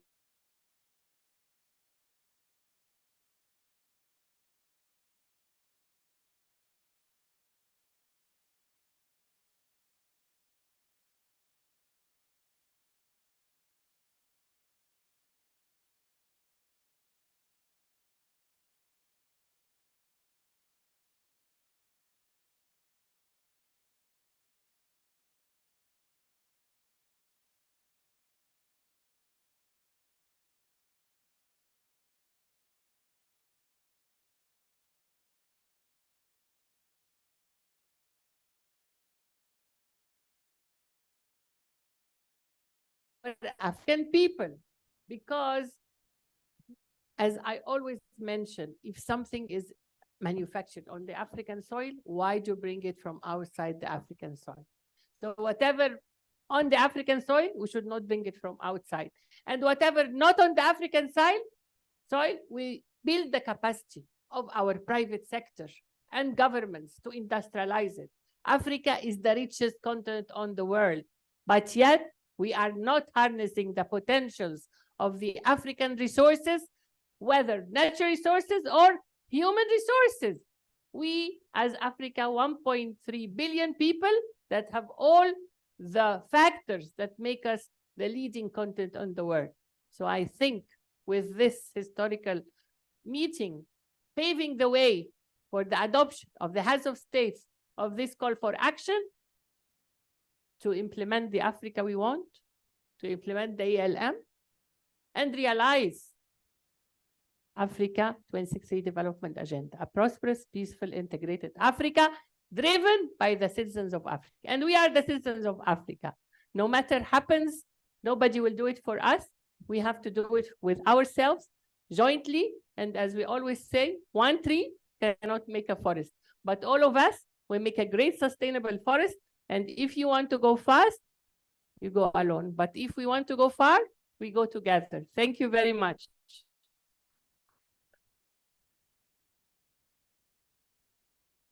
thank you so much for encouraging us to harness our resources and to work together. Thank you for that reminder.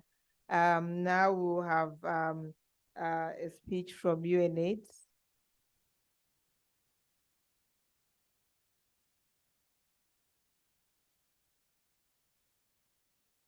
Thank you very much. My name is Dr. Tarsis Barihuta, but I'm speaking on behalf of our regional director, Madam Anne Ongwe, and also the regional director for Dakar.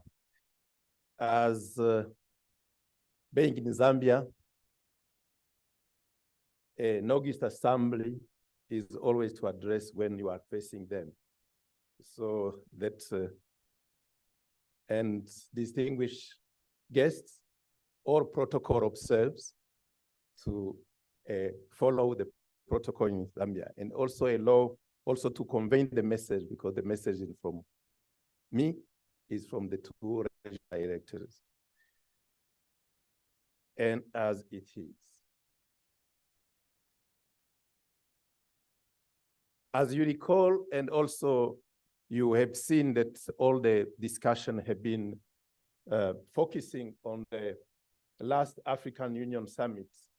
The African heads of state and government, as you recall, have joined together at a high-level meeting, and we were privileged as UNAIDS to facilitate that high-level meeting together with the African Union, NEPAD, and PEPFAR, and of course, the Global Fund, to that summit, and to look at the progress we made on ending AIDS, but also other health-related matters, and also within health financing.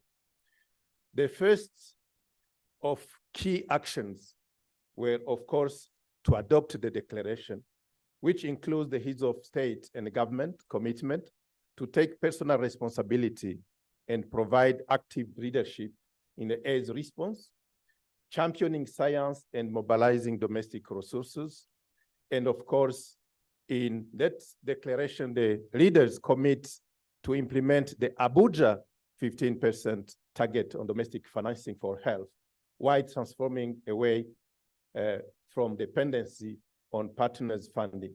The Assembly called on partners, especially PEPFAR, UNAIDS, Global Fund, the African private sector, civil society, and others to support the implementation of the declaration and to develop the implementation of the debt roadmap.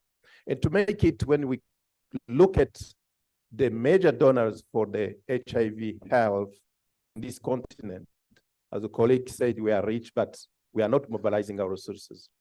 The two important partners, PEPFAR, Global Fund, and UNAIDS represent the anti-UN system governed in Washington, really to look at how we can sustain the HIV response within the health financing. The second action is, of course, the Assembly to direct to have that summit before June 2024. And I think now we have clarity, it will be in Kigali in February. The UN Secretary General report, as we have seen it during the last UN General Assembly, is indicated that the midway point towards 2030, one that the many of SDGs are moderated to severely off track, and that leave no one behind promise is really in peril. The SDGs are disappearing in the new view, in the rear view mirror, a lot of challenges around the world. And with them, we hope the hope and the right of the current and the future generation are in danger. A fundamental shift is really needed and is based on a commitment, solidarity, financing, and action to put the world on a better path. And it's really indeed now. The UN's Global AIDS Strategy Update Report 2023, which will be released during the World AIDS Day, is really showing that there is a path to end AIDS. Taking that path will help ensure preparedness to address other pandemic challenges and advance progress across the Sustainable Development Goals. The path is not a mystery, it is a choice. It is inspiring to note that some countries, and they are here in the room, that Botswana, for instance, Eswatini, Rwanda, and Zimbabwe, which are really in front line, they are reaching the 1995 target. And also at least 16 other countries which are present in this room, including the host country, Zambia, they are approaching to reach those targets. And this is really encouraging. And I think now, having those best practices, I think we can learn from each other. And I think this gathering is also an opportunity. We had the opportunity to see those examples. This demonstrates that HIV response succeeded.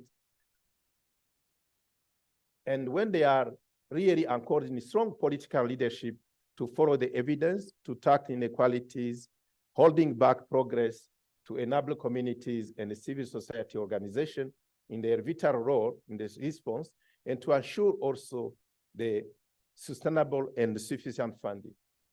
Progress has been made strong really in the countries in the region that the most financial investment are coming from the domestic.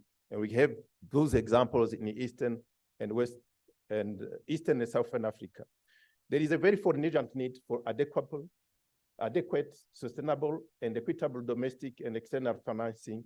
Maintaining external and growing domestic capacity is really the medium term, but at the end of the day, is our domestic resources which will sustain HIV and health outcome. The path to end AIDS require collaboration, Southern and North, government and the communities, the United Nations, of course, the member states together, And it required also bold leadership, ensuring the sustainability of the AIDS response. This have to be very robust and well-financed in broader health system, so that the full inclusion of the health dimension of AIDS response is anchored in universal health coverage. The convergence of the public-private community partnership that express strong national political and financial leadership, regional and strong alignment with critical partners plays an individual and that path. Ensuring growing investment in prevention and key population and integrating community services into the health system are part of the robust end game and fully integrated AIDS response. As we look forward beyond 2030, sustainability of AIDS response within health system require actions and commitment that go beyond the health system, including the human right, because we see a lot of inequalities. UNAIDS and PEPFAR will support, together with the Global Fund, supporting the countries that we make sure that by end of 2024, we have a robust roadmap and implementable framework that can lead to reach those targets. We know that in-country level sustainability dialogue led by the government and with all the stakeholders, supported together UNAIDS and other partners, have tried to take stock of the progress and the challenges and also define next step to advance the sustainability roadmap. Subsequently, National Sustainability Dialogue, we informed the development of the country-tailored response roadmap, as I said. The main purpose of those roadmap will be to provide strategic direction for countries to achieve the 2025 AIDS response target and also looking at the 2030 and beyond. The world can end AIDS with the communities leading the way. Organization of communities living with and at risk or affected by HIV are in frontline progress in HIV response. Communities connect people with person-centered public health services, build trust, innovative, monitor, implementation of policies and services, and hold providers also accountable. But as it has been highlighted during the discussion the last 3 days, communities are being held back in their leadership. Funding shortage, policy and regulatory barriers, capacity constraint, and of course, crackdowns on civil society and the human rights of marginalized communities are obstructing the progress of HIV prevention and treatment services. If those obstacles are removed, community-led organization can add even greater impetus to the global HIV response, advancing progress towards that end. The end AIDS is possible. It is with our grant, says our UNAIDS Executive Director, Winnie Byanyima. To follow the path that end AIDS, the world needs to let the community lead the response. And I think is why the theme of the World AIDS Day is let's give the community space to lead for the sustainability. The outcome of the private sector and civil society meeting will inform, as colleagues said, the AU and NEPAD as they plan the high-level conference in Kigali next year with the heads of states invited to participate and make commitment. Your calls for action that you shared will inform the voices of the communities and private sector are heard and taken into consideration. Thank you very much for your hard work and for continuing advocacy for the sustainability financing of HIV response and health security. Merci beaucoup, merci infiniment.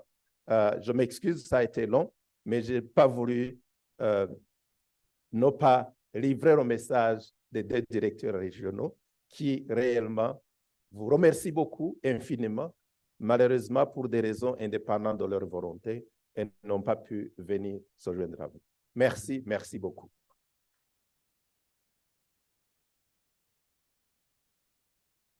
Thank you very much, and it's not a problem. We are grateful to UNAIDS support in sustaining the AIDS response, not only on the African continent, but globally. So we're thankful for that. Next, we'll have the representative from the CSO.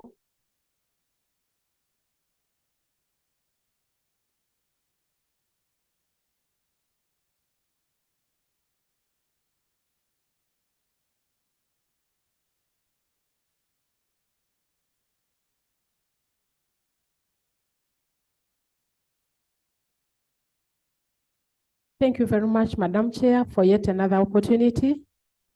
On behalf of civil society, communities living and affected by HIV, in our parting remarks, I would like to say thank you very much to UNAIDS and NEPAD for the opportunity and the leadership to bring us here together to deliberate, but also to contribute to the incoming processes of changing Africa, changing the world.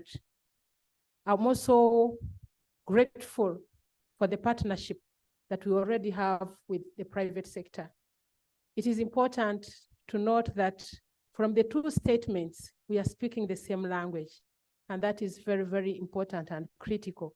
And on behalf, particularly of my community that I represent, people living with HIV, I would like to say that the statement that you've given us is going to take us miles, because you're committing a lot that we've been looking forward to. So thank you very much, civil, private sector.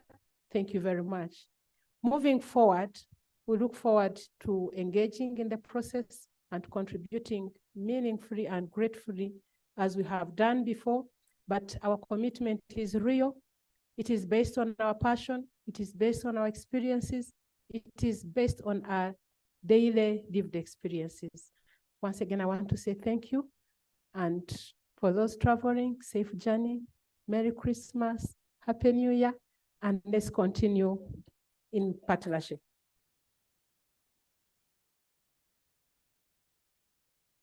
Thank you so much. Now we'll have our host, Zambia, to just give us some closing remarks.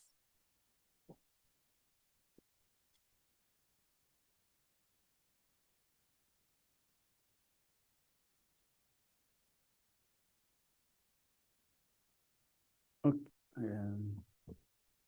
Thank you very much, Chair, for this opportunity.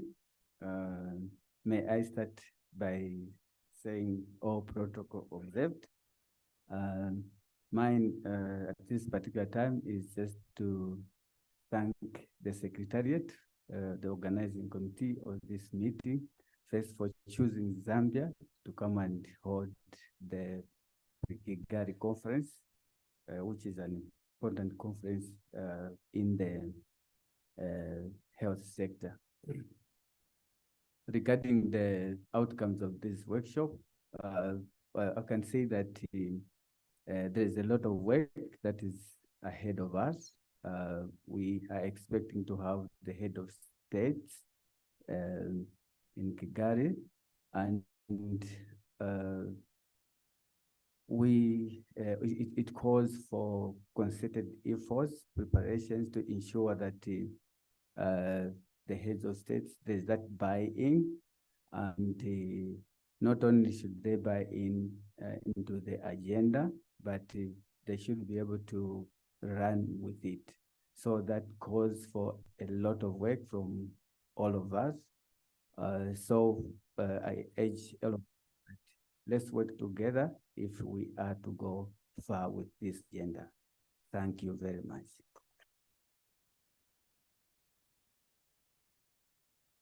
Thank you very much. And again, sincere apologies for going over time.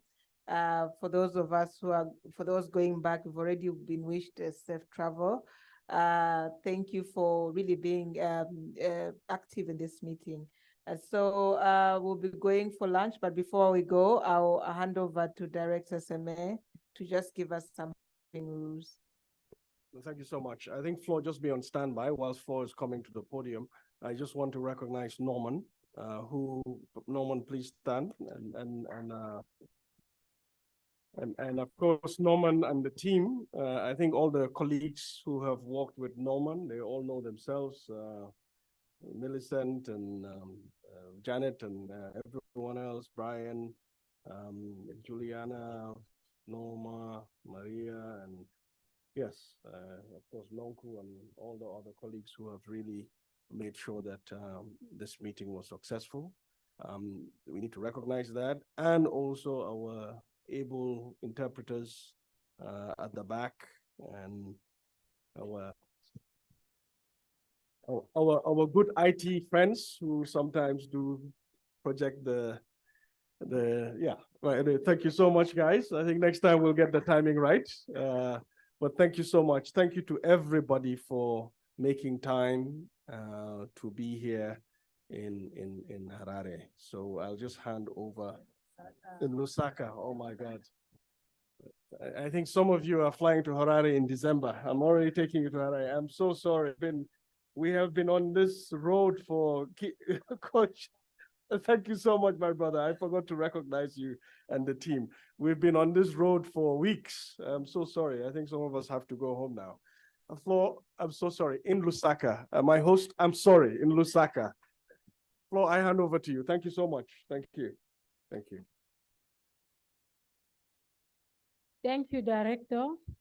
Ladies and gentlemen, thank you very much. I believe that we all have a very fruitful deliberation. And like they said, if you work alone, you go fast, but if you work together, you go very far. I believe that it's an assignment for all of us, and we'll definitely deliver as we work together. So for our housekeeping, our lunch will be served. It's already served just out there. I will distribute the coupons. And for all the delegates that receive sponsorship from us, for those who are departing tomorrow, please, especially those who are staying in this hotel, you go close to the reception, you inform them about your departure, and they will arrange the airport shuttle. You should be at the airport 2 to 3 hours before your flight time. And if there is any assistance that you require from us, my colleagues, Nonku and myself, we are still, feel free to come to us and we'll gladly assist you.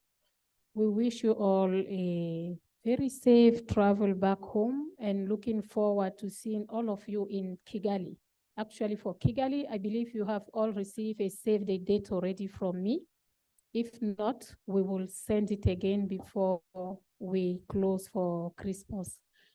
Merry Christmas, Happy New Year, and see you soon. God bless you.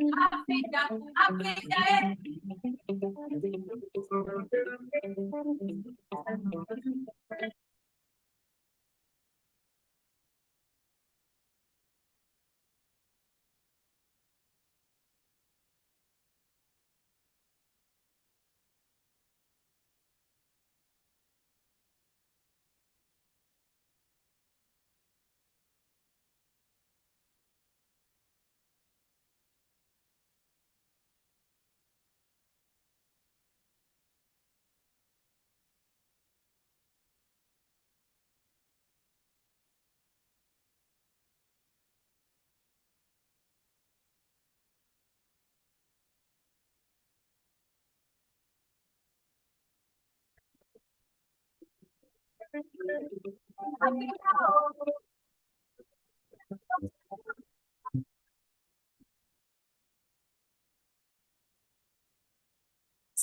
rêver, ça fait vibrer, ça fait danser, comme l'Afrique. Ça fait rêver, ça fait vibrer, ça fait danser, comme l'Afrique. Parihula Baratia Pisa de Sorona, Bakila, Magilela, La Kili, le Tapo, Sénégal, le beau pays,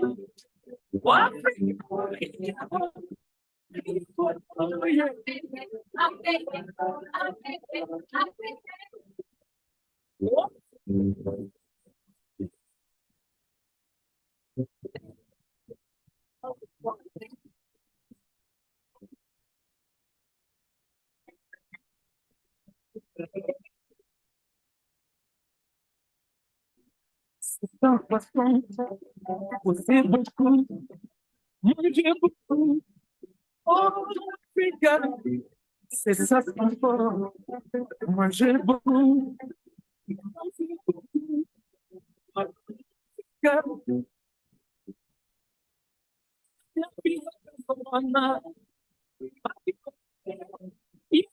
de la lèvre, j'en ai le cœur, fini, besoin,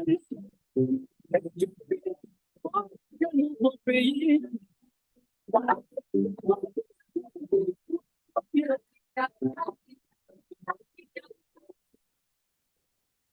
What?